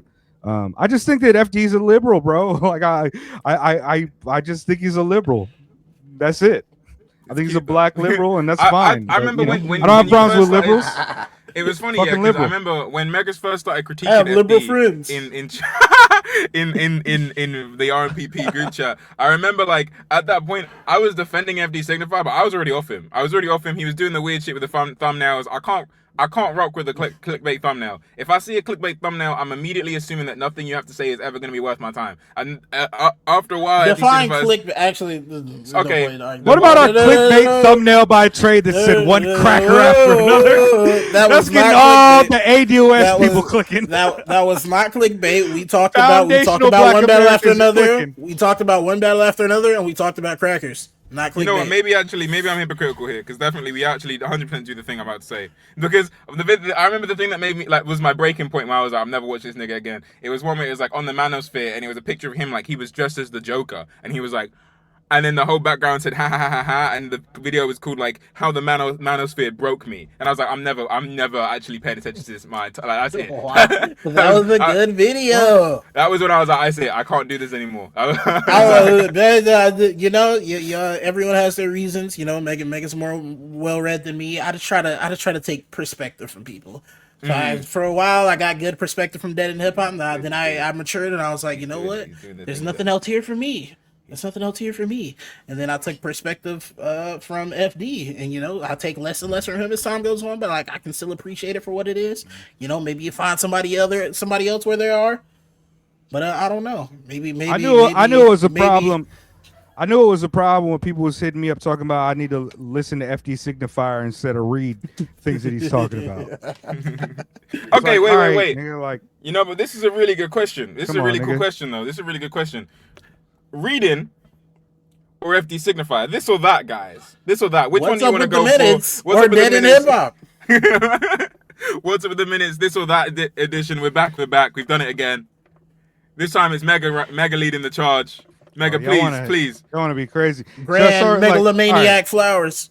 All right, yeah, welcome back. fuck with It's that. Mega Church. It's a difficult day here, and so we're gonna start it off with some interesting approaches and just get your perspective on this and try to whittle down exactly what the ideological tendencies and philosophical impulses that you guys have are.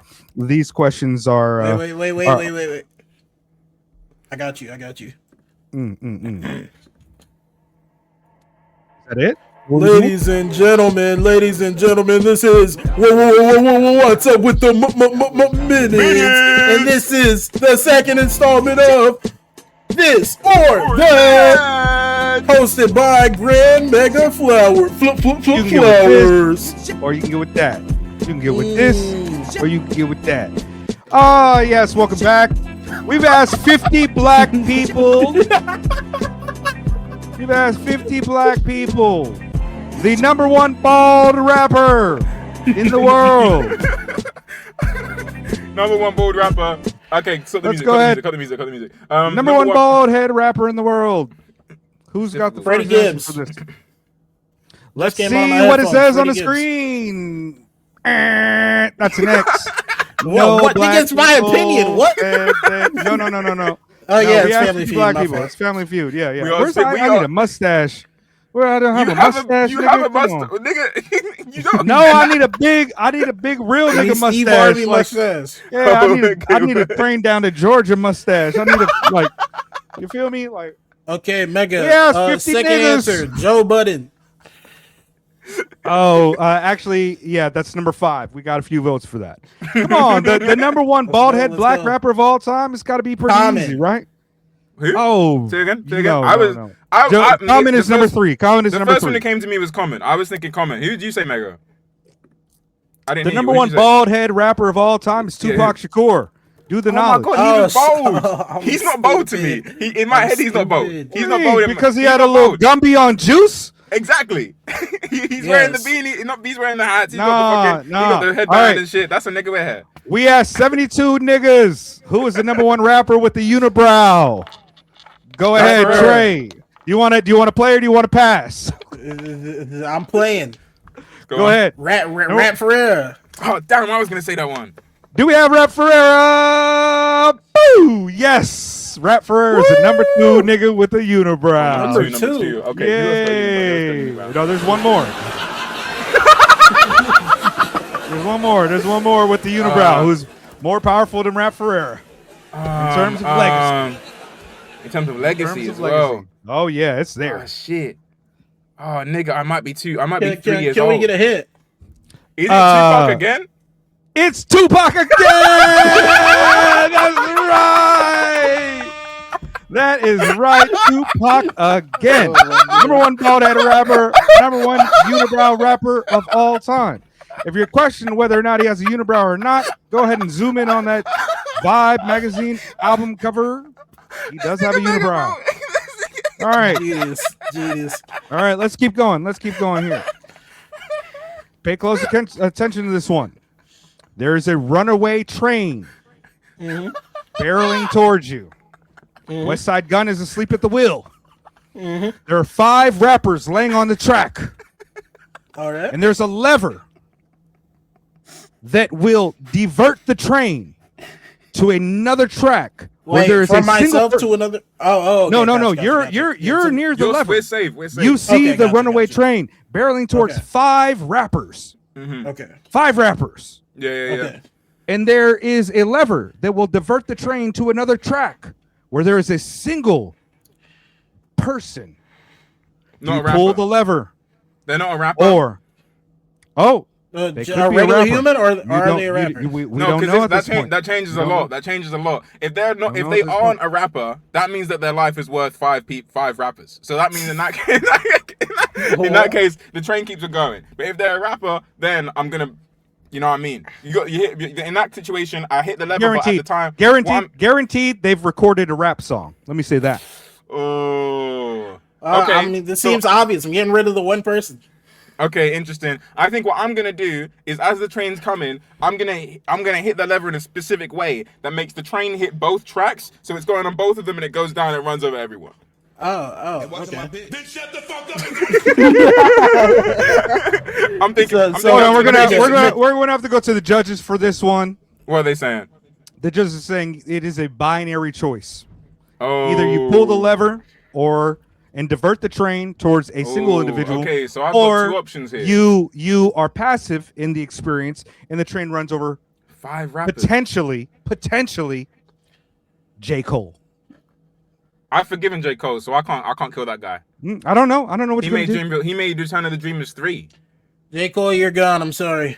We don't know if he's No on the hard track. feelings. We don't know if he's on No the hard track. feelings. It's just a random rapper. It could be anyone. It could be anybody. It's All Tupac of them on could either be side. anybody. It's Tupac on either side. I feel like this is part of the question that you didn't even like. You know what I mean? Tupac, the most important bold and unibrowed rapper. We can't just allow him to be on the tracks with a mere J. Cole. You know, we can't do this.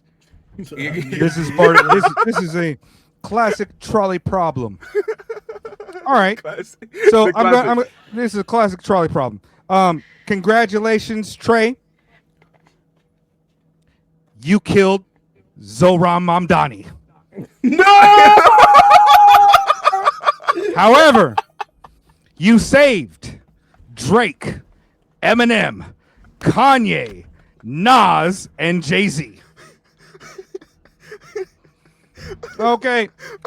Also, you know, the note. I'd rather have Zohran. I agree with you though. It's a very utilitarian choice. It's a maniac thing to allow 5 people to die for one, perhaps. Now let's go ahead and change the dynamic of this question. There's a certain large individual on a bridge that you could push off of. Yes. Okay, next question. Let's keep going. Well, I didn't want you to kill Fat Boy Sharif, motherfucker. Like this is like Trey's choice. Trey's choice is very utilitarian. It is sacrificing a I mean, single bro, person. we to save can use multiple. Biggie, bro. He's already dead. That's bad. That's bad, Trey. That's bad. That's Is bad. it? That's bad. I was actually just Oh, joking yeah, about dude. Fatboy Sharif, but I didn't He's out of actually jail now, huh? wait until we get to the body shaming portion of the show before you No, start throwing no, Fatboy no. Sharif off of the bridge onto the train tracks. Jesus so Christ! I bad. can never. Wow, It's Fatboy so Sharif, bad. is Fatboy my Sharif homie, my is the friend, and I icon. would never allow you to do that. I would shoot you on the train track before I let you push Fatboy Sharif. Come on, man. Fair. All right, here we go. Mhm. Next hypothetical. You're on a pier wearing what could be considered a mystical backpack. It's mystical because, and tremendously important because the item's inside. And Wait. because of its- The important clarification: mystical or mystical the rapper? mystical with a C, not with a K, Okay, not with gotcha. the sexual trafficking charges and rape charges. Not that one. I didn't even know This that. is Wow. this is a Different mystical. This is a mystical backpack that just has the inside of it is it's like Felix the Cat. It holds more than it appears. Like to Dora hold. the Explorer. I don't know Dora. I don't really mess with Mexicans all that much. My lord. Anyways, so this backpack has a mystical quality, and because of its mystical quality, it has been attached to your body with a couple wraps of duct tape around you, around the torso. So can I move my arms? No, you can, but it is Okay, it's like here. meaning to say, because of its importance, it is difficult to remove. Now, inside of the bag are impossible items. Inside of the bag are all of the songs that RZA lost in the basement flood, the original Takao, Inspected X album. Inside of the bag are all of the records that Madlib lost in the that California fires. Damn. Inside of the bag are all of the only remaining copies, not even on streaming, of the entire Backwoods Studios albums. And the last thing inside of the bag, I know that one was really important to you, but this one, listen to this one. I'm listening. The last thing inside of the bag is the juice from the 1992 classic film Juice, starring Tupac Shakur and Omar Epps. Inside of the bag. Yep. Now you're on the pier with all of these items. In the distance, a short swim away, you see a drowning child, a black child dressed like Piccolo. Now, considering items in the bag, do you jump into the water? Because they would be ruined. To save this black child.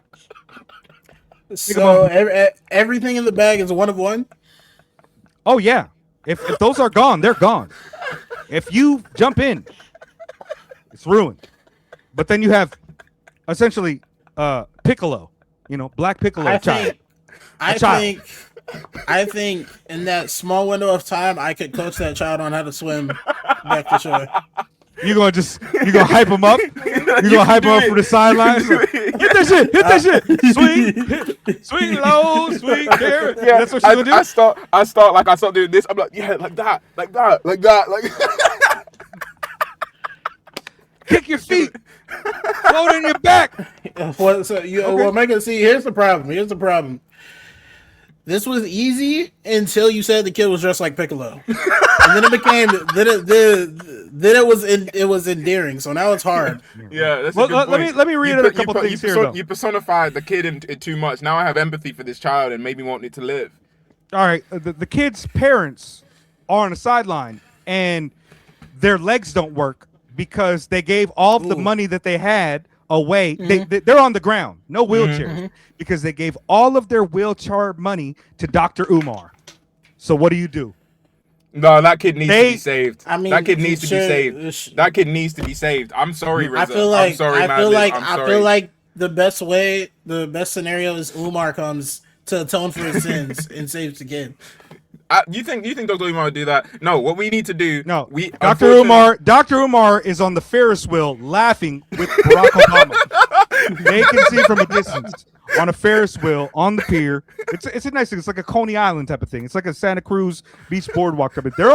They're laughing at the kid for being dressed like Piccolo because they say it's anti-black because it's Asian shit, cultural appropriation. Come on, man. God damn it! I'm saving the kid. Wait, no. Figure it out. Made me What do feel you do? bad for the kid, bro. I'm saving the kid, bro. I'm saving the It should have kid. just been a nondescript kid drowning. Yeah, if it was a nondescript kid, it would have been fine.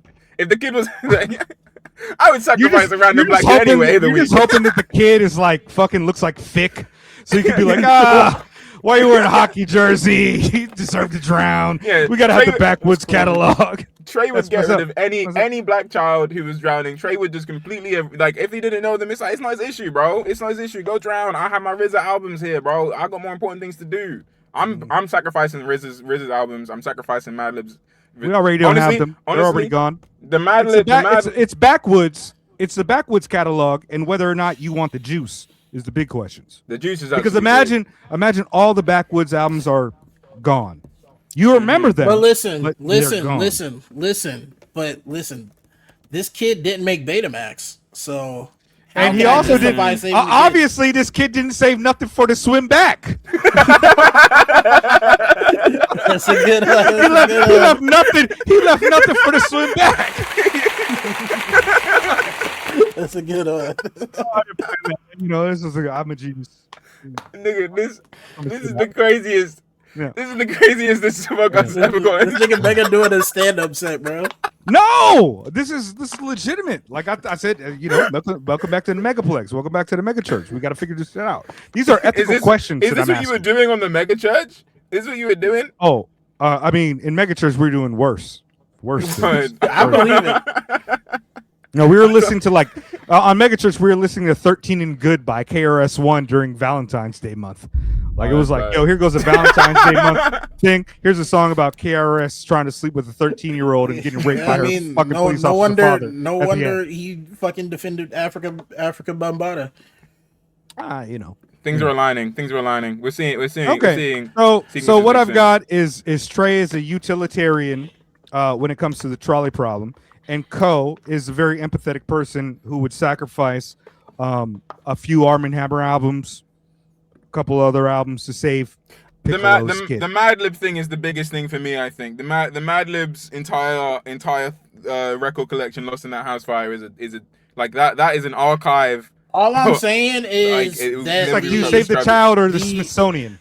All I'm saying is that the Backwoods catalog, the entire Backwoods catalog, all the way from when Wood started the label to now, has to be worth at least one child's life.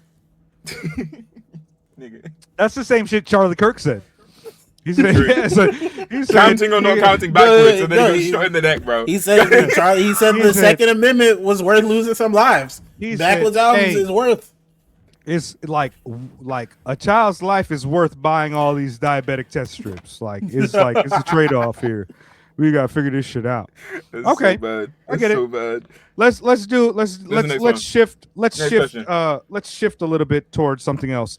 Rank these artists in terms of how much you would body shame them. We're not doing this question. Okay. All right, that's fine. Marry, fuck, kill. Okay, here we go. Kendrick, Drake, Eminem.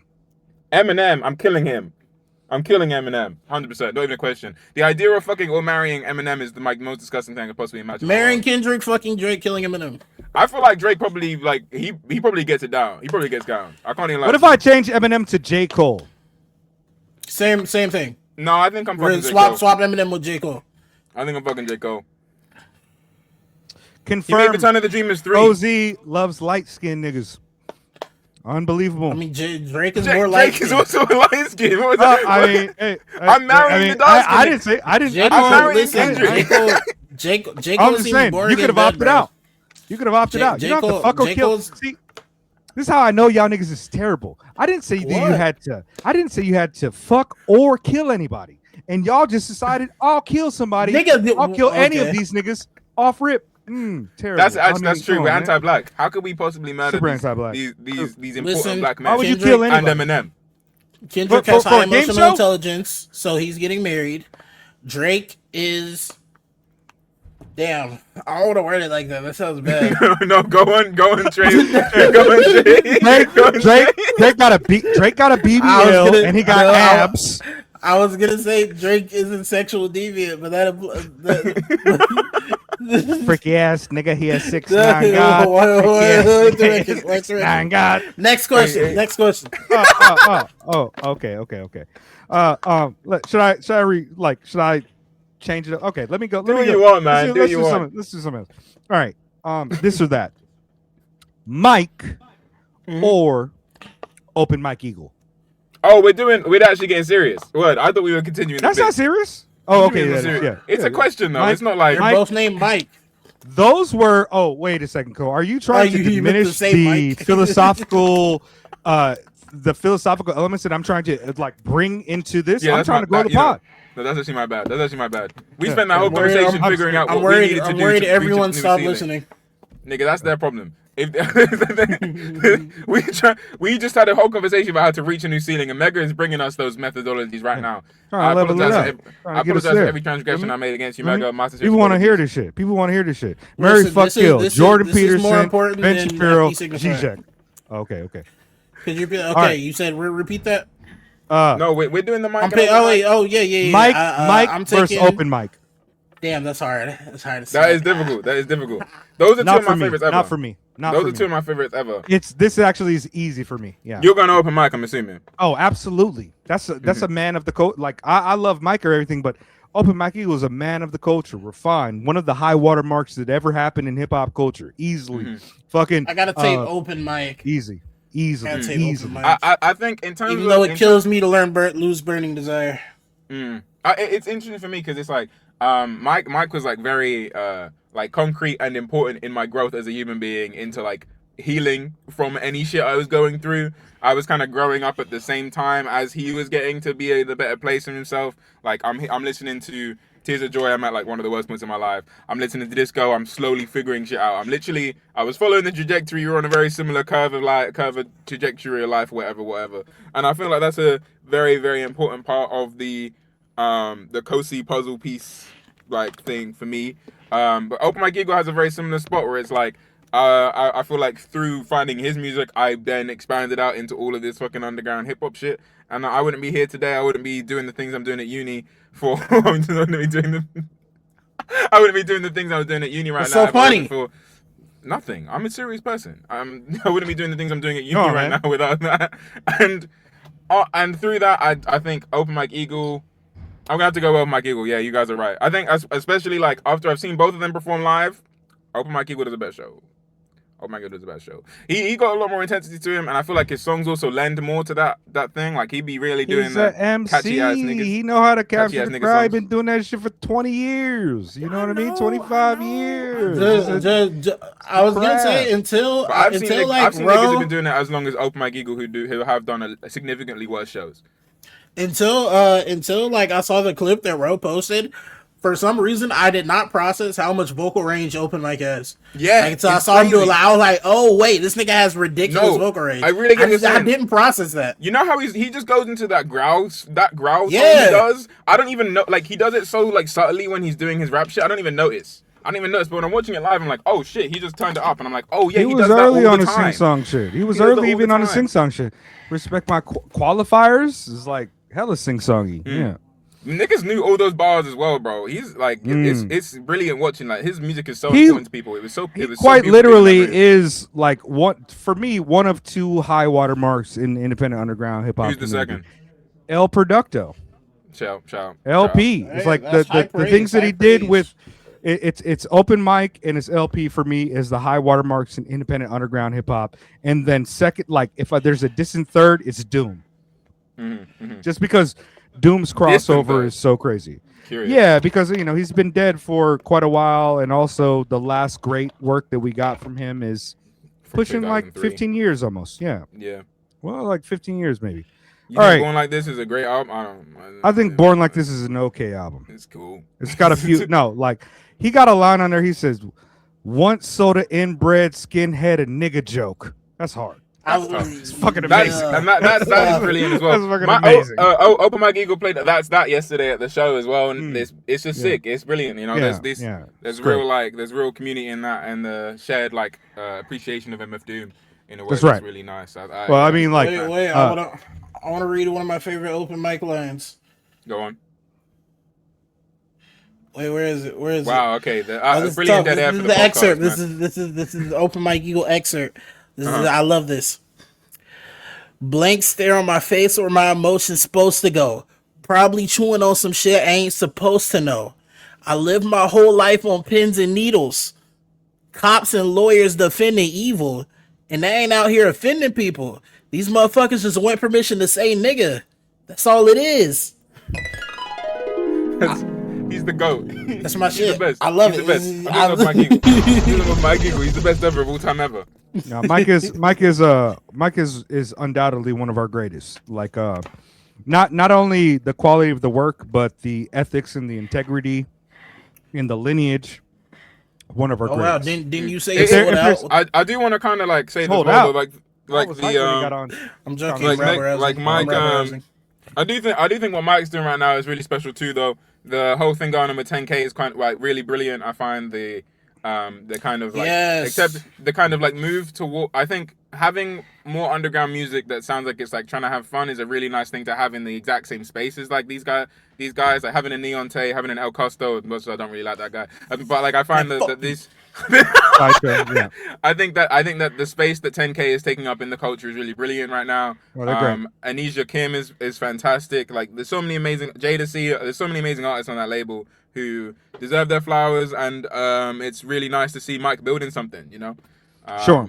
Yeah. As much as that's not necessarily, it doesn't have the not even longevity, the history that an open mic Eagle does, because open mic Eagle's been doing it for longer. But I do feel open mic Eagle's a fucking old millennial like me. He's older than me. For real. I'm pretty sure open mic Eagle's do you have anything else for us? Yeah, absolutely. Let's see if we can rifle off a few without litigating them so much. But you know I like the litigation. Okay. I like it. Okay. Mega, don't let Cole control your segment. Earl My bad. or Serengeti? Serengeti. Earl. Nicholas F. Wait, or no, now Homeboy me and Trey need to fight to the death. Nope. Fight, nope, nigga. Not doing it. Okay. Nicholas F. or Homeboy Sandman? Homeboy Sandman. Nicholas F. See, Saba. Me and Trey need to die. One of us need to die. One of us need to die. Next time I'm gonna wait. Mortal enemies. Yeah. Next one. He's up. West Side Gun tweets or JPEG Mafia tweets?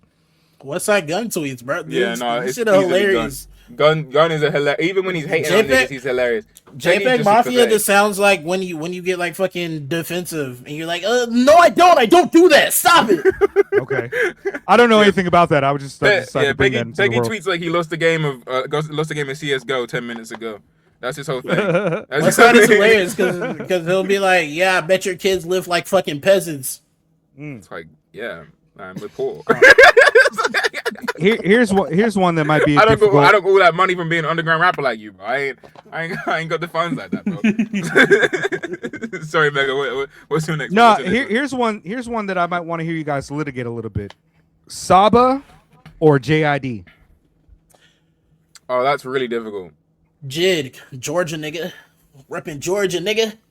Oh no, I'm throwing up. Jid is not even from Georgia. Did you know that? Your hands down, bro. We don't got problems like that. Bro. We found out Jid wasn't. We found out Jid wasn't from Georgia. What do you Did mean know he's that? not from Georgia? He's not from Georgia. Where's he from then? Him and 21 Savage. They're from fucking Nottingham Forest with Robin Hood and shit. That's just 21. No. He's also from Nottingham. Or let me actually let me pull it up. JID or Chat GPT.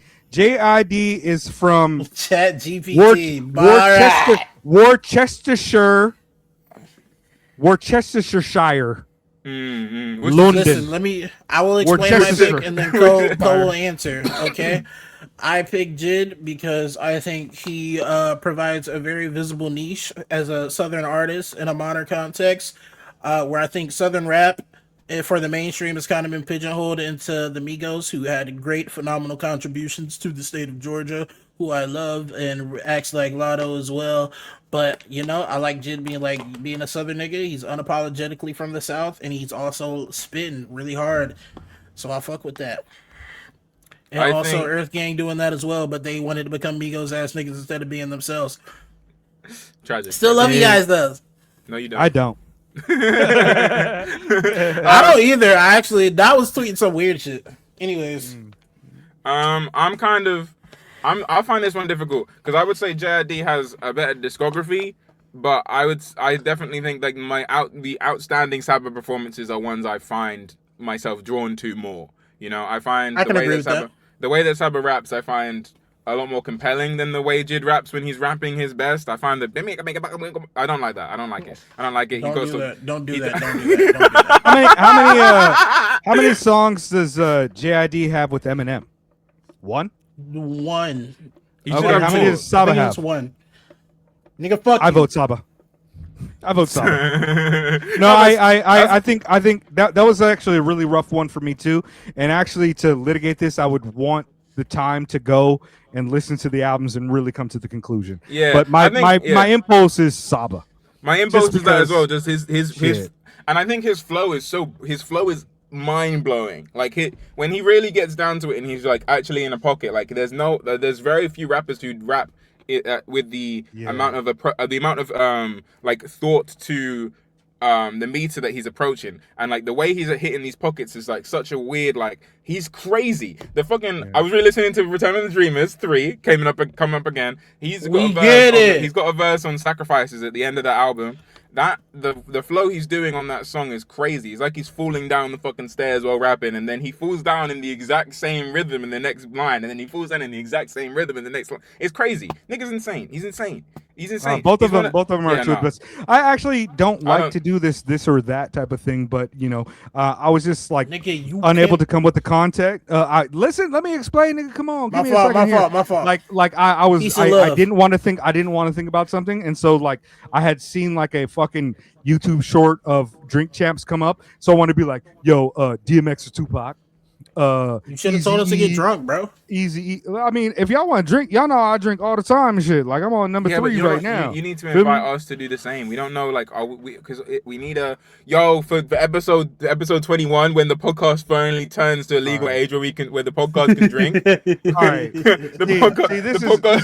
This is egregious violence against me. No, y'all know me personally better than most people know me, and y'all know I'm an alcoholic. And every time we record this show, I have already drank. All right, listen. Yeah, but we don't have the. Me and Cole drink, and you don't drink. Ooh. That's fine. I'm cool with that. Dynamic. You change the dynamic. If y'all think that I'm not like I'm a cool person. Like, No, Megan, sober, you're doing great. Megan, you're doing great. Don't worry. All right, No, here we do goes. think Next you're cool question. Next question. Mom Donnie or FD Signifier? Okay, wait. No. Hold on. I'm going Mamdani. No. I'm going FD. Messiah Music or Side music. August Fanon. I keep my answer. Call me a race traitor. Messiah Music isn't black?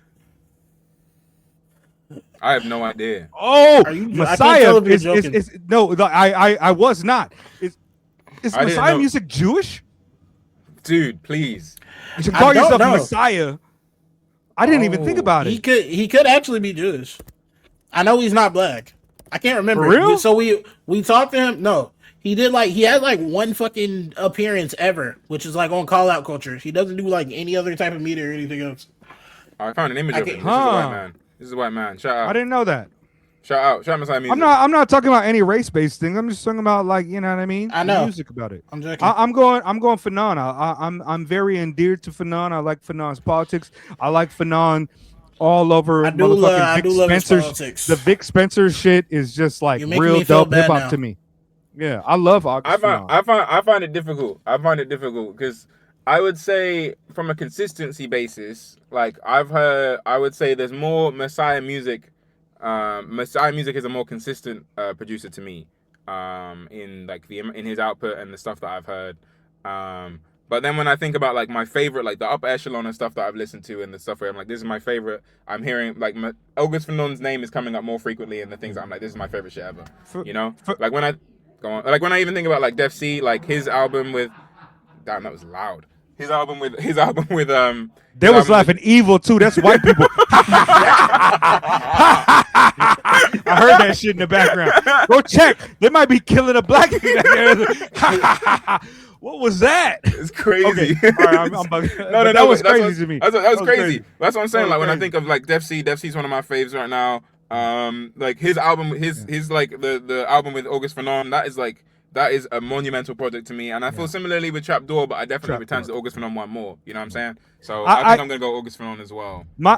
I feel like Messiah has albums that are like higher watermarks, like greater albums, but the sheer variety and number and output of August Fanon just puts me there. We've got like 6 fucking psychological cheat sheets. We've got the Shamar remix. We've got Arm & Hammer remixes. We've got everything that he's done on all the tracks and all the joints from everybody. I'm going with August Fanon, man.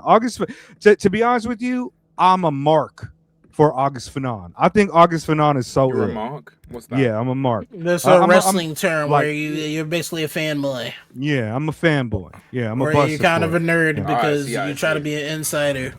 Let Mega, me try one more. One more. All right.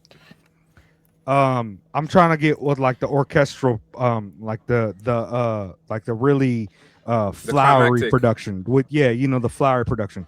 Blockhead or Preservation? Preservation. I'm the So only one going listen, Blockhead on that one. not to be controversial, but I am not the biggest fan of most of Blockhead's catalog. Like Even going back to their like beats, old even that back that. shit. How old are we Okay, talking? okay. Like the old Aesop shit, like he has good beats. He produced but Float. they're not my favorite. Okay. Like okay. Float is amazing. Like I rarely listen to Blockhead and I'm like, this is amazing. Okay. There's very few moments like that, but every time I listen to Blockhead, I'm like, oh yeah, it's good. Yeah, I don't think Blockhead is bad by any means. It's just when I listen to Aethiopes, I spend most of the time being like, how the fuck? But yeah, Preservation's had me like, whoa. What? That nigga's crazy. Preservation also has the El Leon shit with fucking even crime out. He I don't give a elevated fuck. crime I apple. don't No, like he Crime elevated Or crime the apple. Gabe for me. Nandez. I really don't like Yeah. Crime Apple. No, but, Blockhead- Blockhead- Or Western the Medicine beat or tape, something. bro. The beat tape with Kai and Quelle and all them. Or the Eastern Medicine, Western. Yes, Cure. Eastern Medicine. That joint. Western- No, when they sent I me gotta go Western- Blockhead. Like his work with like Oh, yeah. Elliot Lip and like the solo albums, and also like he's I'm got the excited new for the Brian Brian Eno Eno shit joint. coming out. Yeah. So I gotta go Blockhead. I'm a fan of Blockhead, but I thought that those two were kind of comparable in a way because their music can be so cinematic and moving Yeah, for sure. and I- different I than a lot of production. I've definitely heard a lot of Blockhead that I've not realized was Blockhead. That like- too, yes. Because like there's a lot of things I've listened to that I'm definitely thinking like now that you guys are mentioning it, I'm like, oh yeah, that was Blockhead. But I think in the current era, because of how music is advertised very differently, and how it like appears differently on like streaming services, I'm very aware of when I'm listening to a Preservation beat. I know that shit. So I think generally the things that I know are Blockhead and the things that I know are Prez. I was aware I was listening to Prez while I was listening to Prez, so I have more of an understanding of that nigga's style. In comparison to Blockhead, I just hear them like, oh, that's a pretty good beat. You know what I'm saying? I think that's kind of where I am with it. Yeah. But I feel mean, like that's like- mainly just like I wasn't there. I mean, and I haven't Music- been there. Like Preservation doesn't have like a production album Yes, it that does. is just like no, but like not one that could be put out on Ninja Tune or Mush or as an IDM album. Like I don't even know what that is. don't know what what I'm IDM saying is. is like he's like Blockhead has albums that have like that stand alone with no rappers and they're intentionally without rappers, and Preservation fair. just doesn't have that. Well, If you listen to like Preservation, Insomniac Olympics, fucking Triptych 3, like music by candlelight, fucking Uncle Tony's coloring book, the Elliot Lip shit, the Garbology. I actually now that I'm thinking about it, fucking Blockhead clears Preservation for me. Yeah, see, this again, I wasn't there. I don't know it. I don't know it. Yeah. But that's. I gotta pee again. I'm sorry. I gotta go. Okay, I'll be back. enjoy, man. Enjoy. Recommendations, go. Oh shit! I have a few. I think. Recommendation number one. Go to the fucking Open Mike Eagle Video Day tour. Go see it. These niggas are crazy. These niggas are nuts. It's like outside of the really beautiful and lovely and fulfilling experience of me meeting Open Mike Eagle and him knowing what we do and shit and thinking that what we do is important and good and also great and also good. That was amazing, of course. But as well as that, them niggas be rapping, bro. Fucking Video Dave with his like PowerPoint presentation and shit. When he's out there doing the music videos in the background and like, you know, it's brilliant as well because it's like even if you don't know the song, the words are on the screen and shit, so you can be rapping along and figuring out the songs as they go. And it's a very fun like conversational approach to rap that Video Dave has that I hadn't really appreciated as much as I think I should have until seeing this performance. He was also just like a super dope guy, like the way that he's advertising his music, the way that he's doing the art outside of that as well. He makes like hats. He had this fucking like stuffed crocodile that he made. Like he sued himself. He sued himself with crocodile. I'm gonna get the picture up right now while I keep discussing how cool this guy is. He made his own hats. He got this fucking he made his own shoes. He's wearing this kimono and shit. Yeah, he's just is really dope. I really enjoyed the show. That's fine. From both. Wait, there we go. You see this crocodile on my shoulder? Yo. He built that shit with his own hands. Yeah, it was just brilliant. It was just really brilliant. He did like as well. It was super cool. He did like this hat raffle, and the charisma of him choosing the fucking raffle things. It was so much fun. It was just so much fun. I really enjoyed his like showmanship. Open Mike Eagle, incredible performance.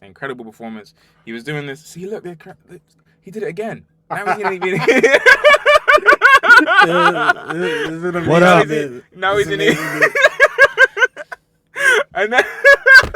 And then yeah, Open Mike Eagle is an amazing performer. It was really lovely being amongst a crowd like that. Like, I think it's oftentimes I go to a rap show of like an artist like this, and it's like it's very common that like a lot of the lyrics are like deeply sad. So it's like I don't really want to be like fucking like barring out next to these folk when it's like I'm actually like. This song has a very personal and like emotional spot for me in my heart. I find it difficult to just like be in a space and be like, yeah, about a song that's like miserable as fuck. You know what I'm saying?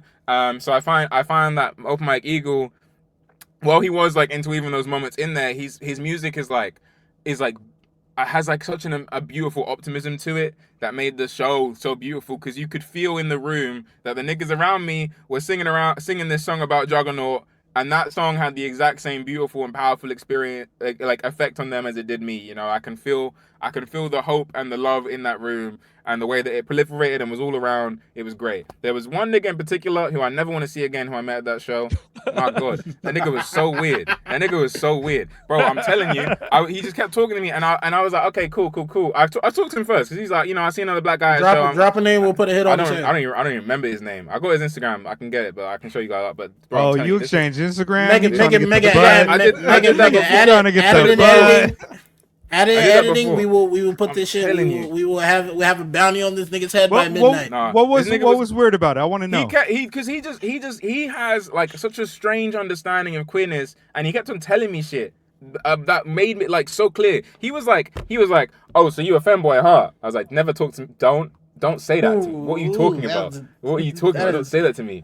Don't say that to me. Rough. It was crazy, nigga. I was actually like, no. Like, no, don't say that to me. Crazy. Don't say that to me. Like, what else? What were the other transgressions? There was this one guy so I was talking to this guy standing next to me, and then this guy who came up before, he came up behind me, he was talking to me for a bit. I'm like, okay, he's not gonna just leave me alone, so cool, I'll have the conversation with him real quick. Then he gets this guy to the left of us, and he starts talking to this guy, and for some reason, halfway through that conversation, he asked that guy out of nowhere, he goes, oh, are you gay then? I'm like, huh? What's happening here? It was so strange. I've never had an experience that in my life when it was someone who was clearly like not homophobic or not transphobic, but just is so weird about Wait, queer people. was he queer himself or no? He was dressed weird, so I would assume something's going on. What are you trying to say? What are you trying to say? He might have been saying the same shit about you. Like, yo, I ran into this I ran into this girl, and she was femboy, you know, like you misdiagnosed and all this shit. And just like, I was trying to be an ally, and she was just like racist because I was, you know what I mean? Like, Well, listen, I don't know. listen. Like, Yeah, Guy no, from that the nigga open was mic bugging. show. That's weird. That's you weird. fucked with the wrong person. We gonna get you gone, bro. Yeah, We'll I get you gotta start gone. talking You to. see I gotta me? start We going gonna to get these you shows. gone. I gotta start going. I gotta start going to these shows and only talking to the white folk because that guy. Oh, he that guy was a crazy. black person too? Yes, that's what I'm saying.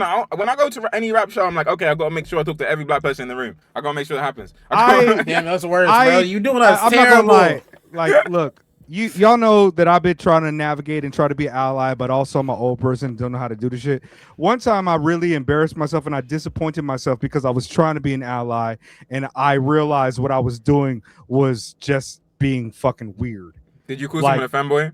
No, I didn't go that far. Like the person is very clearly like I don't know what they identify as anything like that, but they seem to be like they had masculine like appearance that they were and they were dressing like a feminine style, you know, long hair, dress, cute. And I thought to myself, oh, that's, you know, she looked cute is the first thing that came to my head.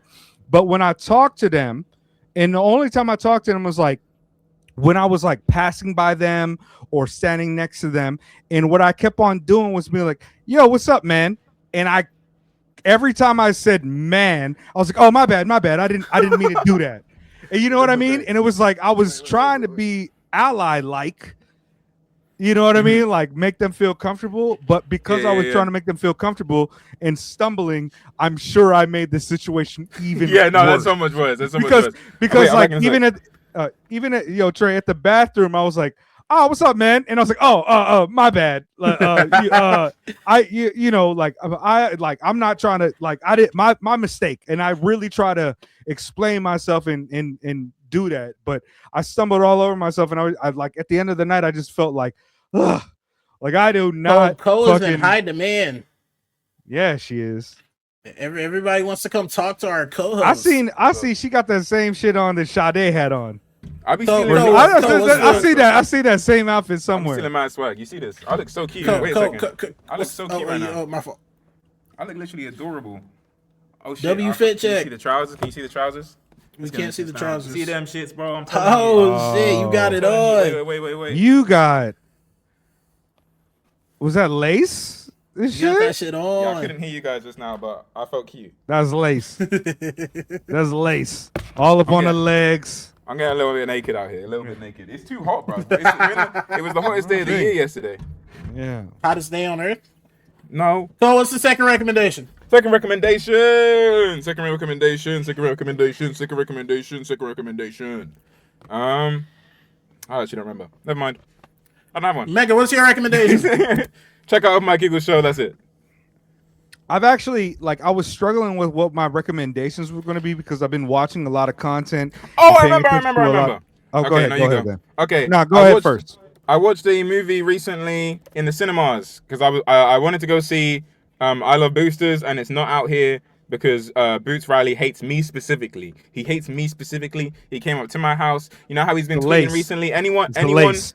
Yeah, anyone who tweets about I Love Boosters right now, Boots Riley is replying and like retweeting that shit. He did that to me, but in person. He came to my house and he opened my door. I don't even know how he opened my door. He just got in my house and he was like, "Whoever's in this crib, you're never watching my fucking movie. I hate you." And I was like, "Okay, my bad. I'll go to the cinema and see You something." know how to else." get in the crib if you know how to boost. Shout out to It's all my insane, bro. thieves. Shout out to my Shout out F to- niggas. Come on. So yeah, and then I'm looking at the Gaffle. cinema. I'm Rack. looking at cinema, and I'm like, okay, what is out that I can go see right now after work? Because I worked 12 to 4. I don't have anything to do in the evening. I'm gonna go to the cinema by myself, see some shit. And I saw this. This Chinese movie called CIAO UFO. I think it's I don't know, like Chow. CIO, I don't know. Kaio, I don't know how it's pronounced. Caillou. But, That seems like Chow UFO. yeah, but it was CIAO is yeah, Chow. but in the when it came up on the screen, it was in like Mandarin characters. So that would be just the like phonics of it, right? I don't know how it works. So I'm not gonna try and pronounce it. It's so it's like, I don't think it was an amazing movie. I don't think it's an amazing movie, but I had a really good time watching it. I enjoyed the solo cinema experience, and I enjoyed that I'm now into movies and shit. It was a really good time. It was like this movie about some kids who are living in like a pretty awful like situation, and their like escape from that is hoping and praying that an alien's gonna come down and get them. And then it fast forwards in their life, and they just are still having a shit ass life, and no fucking UFO came to save these niggas. You know, they're still very much on Earth, suffering from their material conditions and shit. Impoverished, whims to the stock market and to the patriarchy that pushes them in a certain direction. And it's just really great watching all of these guys come together and kind of really struggle to live, and like eventually figure out, okay, well, if I want to live my way, then I'm going to live my way, etc. I think the movie kind of like towards the end really overstates that message, but I think that the movie itself is really well done for the mass majority of it. And I enjoyed it a lot, and I recommend it. I wouldn't say highly recommend it, but I enjoyed it enough that I would say you should go watch it. Ciao UFO, CAIO UFO. Good movies. Yippee. Shout out Omniplex. Mega, what do you have? I've also been watching a lot of Japanese films recently. That wasn't Japanese. A couple. Was Chinese. Well, no, but like I mean, like I've also been watching films. Yeah, they all look the same to me. Jackie Chan. Oh man. No, but I watched a few. I watched a few Japanese films, but the one film that I watched recently that was a rewatch that has me saying like a meme from it so much was Finding Forrester, which came out in the year 2000 with Sean Connery and what's that nigga that I like a lot, man? What's his name? His name is Rob Brown. He's the black actor who was also in fucking Coach Carter and I don't know, some other shit. But I was watching Finding Forrester. Yeah, I was watching Finding Forrester, and I was finding a lot of parallels between it and Good Will Hunting, and how Finding Forrester subverts some of the things in Good Will Hunting in terms of like it's a black kid from the hood who's a genius, and he finds somebody, but like the genius of Sean Connery is never above his genius. And I was looking at it, I was like, yo, this is like a hood classic. Like, this is actually one of the best depictions of like black people that I've seen in a long time. It had Busta Rhymes in it. And I actually ended up watching Finding Forrester like 2.5 times because I found it so fucking just wonderful. They got that bitch ass nigga Salieri in there from Amadeus in there and shit, trying to like fuck with Jamal. And it's just like the way that the two films work, right? It's like, if you guys will allow me like a 3-minute rant, right? So have you guys seen these films, Finding Forrester and Good Will Hunting? I've seen Good Will Hunting. All right, so Good Will Hunting is, won an award like Robin Williams, fucking. That's the one where the guy's good at math, right? The janitor's good at math. No, he's got like a photographic memory. He's like a math genius. He's a literal genius on the planet Earth, and he's like, yeah, but he's a fucked up kid. Yeah, yeah, and then his friends like, every day I dream that you're gonna go, and then I come and I knock on your door and I get disappointed. Yeah. That's a good movie. Yeah, that's definitely a scene in it for sure. Yeah. But like one of the elements of that film is right. It's like, so Will Hunting has a lot of trauma because like he was an orphan kid. He was beat by his foster parents, and the only friends he have is like fucking Ben Affleck and shit. And he's like a genius, and like he lives in he's a poor kid from Southie Boston and shit, right? And so he goes to MIT and he does some shit on the board, and he's found by this like math genius there, right? And the whole part of the film is like this conflict about him and himself trying to figure out what potential he has to get past all the trauma that he has. And Robin Williams, as the psychologist, helps him get past that.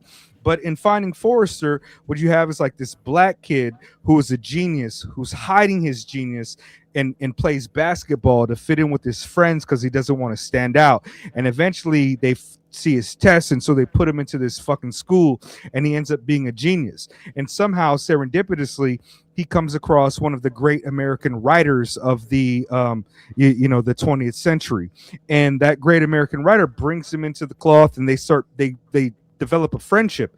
But the difference between Good Will Hunting and Finding Forrester is that Good Will Hunting's a genius, but he needs this other person to make him a better person to become. But with Finding Forrester, fucking Wallet, like Jamal makes he makes Sean Connery a better person, and still reaches it. And it's just like it subverts a lot of the expectations that you have with like, street black kid type of shit. And it's like even the performances by like Busta Rhymes is really good in it. Busta Rhymes like the older brother.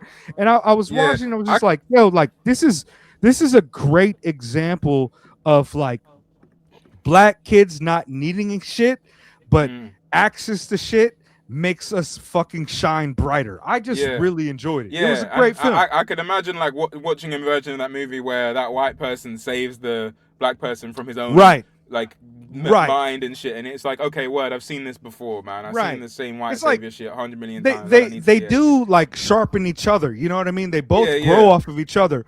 But what it comes down to is like this ethical choice of the fear that William Forrester has, that Jamal Wallace, the black kid, stands on his dean. He's like, fuck it, like I'll never sell out my ethics or my integrity.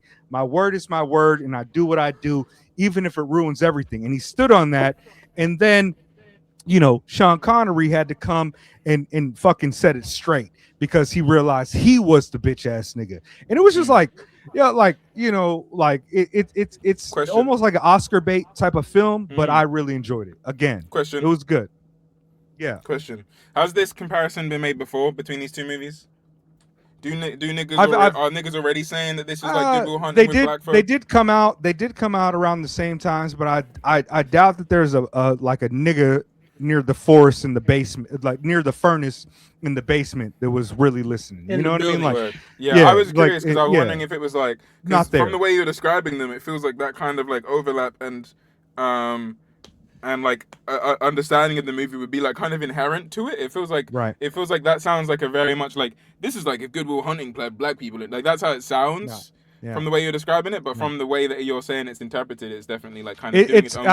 I've never heard anybody compare them together. In fact, I've never heard anybody talk about these two films together, even as like similar thematic films. And I like one of the podcasts that I listen to is a film podcast, and like they love Good Will Hunting, but also one of the hosts is a Boston white guy. So you know what I mean? Like Good Will Hunting is a Boston white guy. But yeah, Finding Forrester, easily at least worth the watch. And Busta Rhymes, I think we got to give him a little bit of shine for his acting, because Busta Rhymes is dope in Finding Forrester. He's dope in Higher Learning, and he's dope in that Halloween H2O movie. So maybe we got to put a little bit of snaps on the petrol when it comes to Busta Rhymes. He only plays a New York nigga in all three of these films, but it's fucking worth it. He's good. Busta Rhymes is great. You've never seen Higher Learning? Nah, I don't think so. Oh my God! Watch Higher Learning. Higher Learning. Watch Higher Learning. It got fucking Tyra Banks' big ass forehead. It's the first movie I saw with her. I was like, I don't know if she that cute. No, but Higher Learning's great. Higher Learning's about a black kid going to a college and the social dynamics in the college and white supremacy in the college. And there's also a side story about a white girl who gets raped. But all of it has to do with kind of like the social era of the 1990s and like what Omar Epps does in the film. And also, I know Michael Rappaport gets a lot of shit now, but back then Michael Rappaport was Kill Michael Rappaport with hammers. My fuck. Michael Rappaport kills it as a white supremacist. You know, he played the role well. It's a very He should good be killed film. as a white I think, supremacist. yo, Trey, did you look that up? Is that a John Singleton film? I looked it up. Is it John Singleton? Let me find out.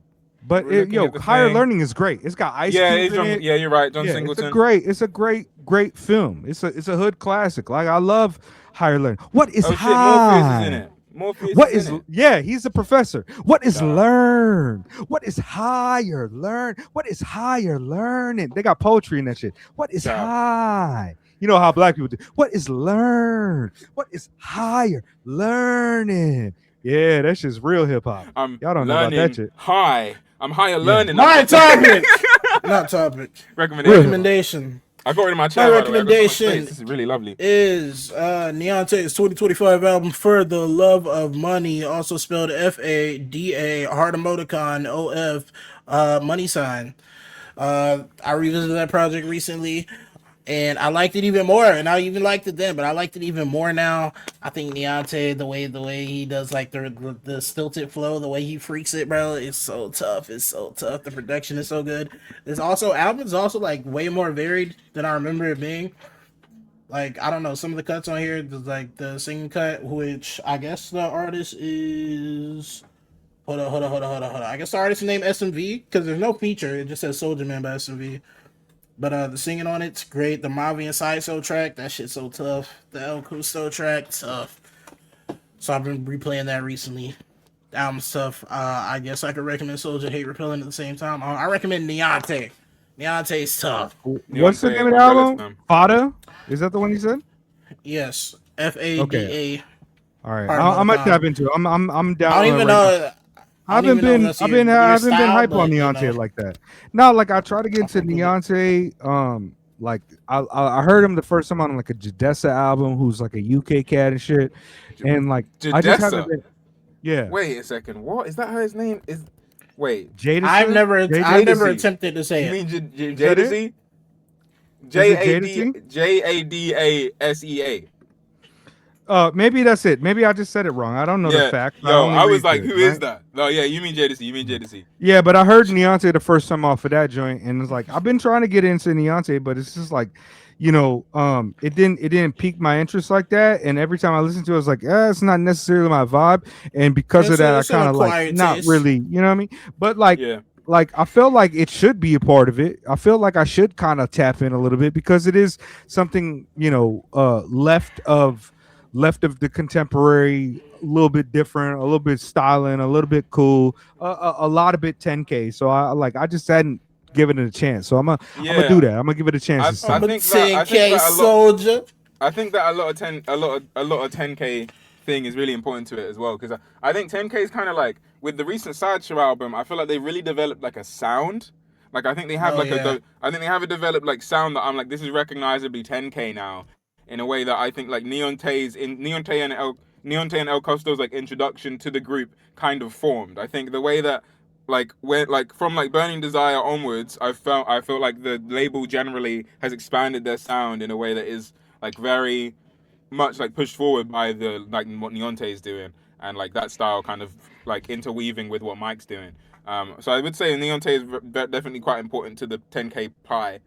But I'm not huge on him, but I definitely think he's worth checking out for an understanding of the label as a whole.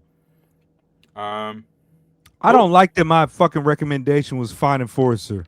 Fuck y'all niggas. Y'all did this to me. I blame y'all for this. We didn't do nothing.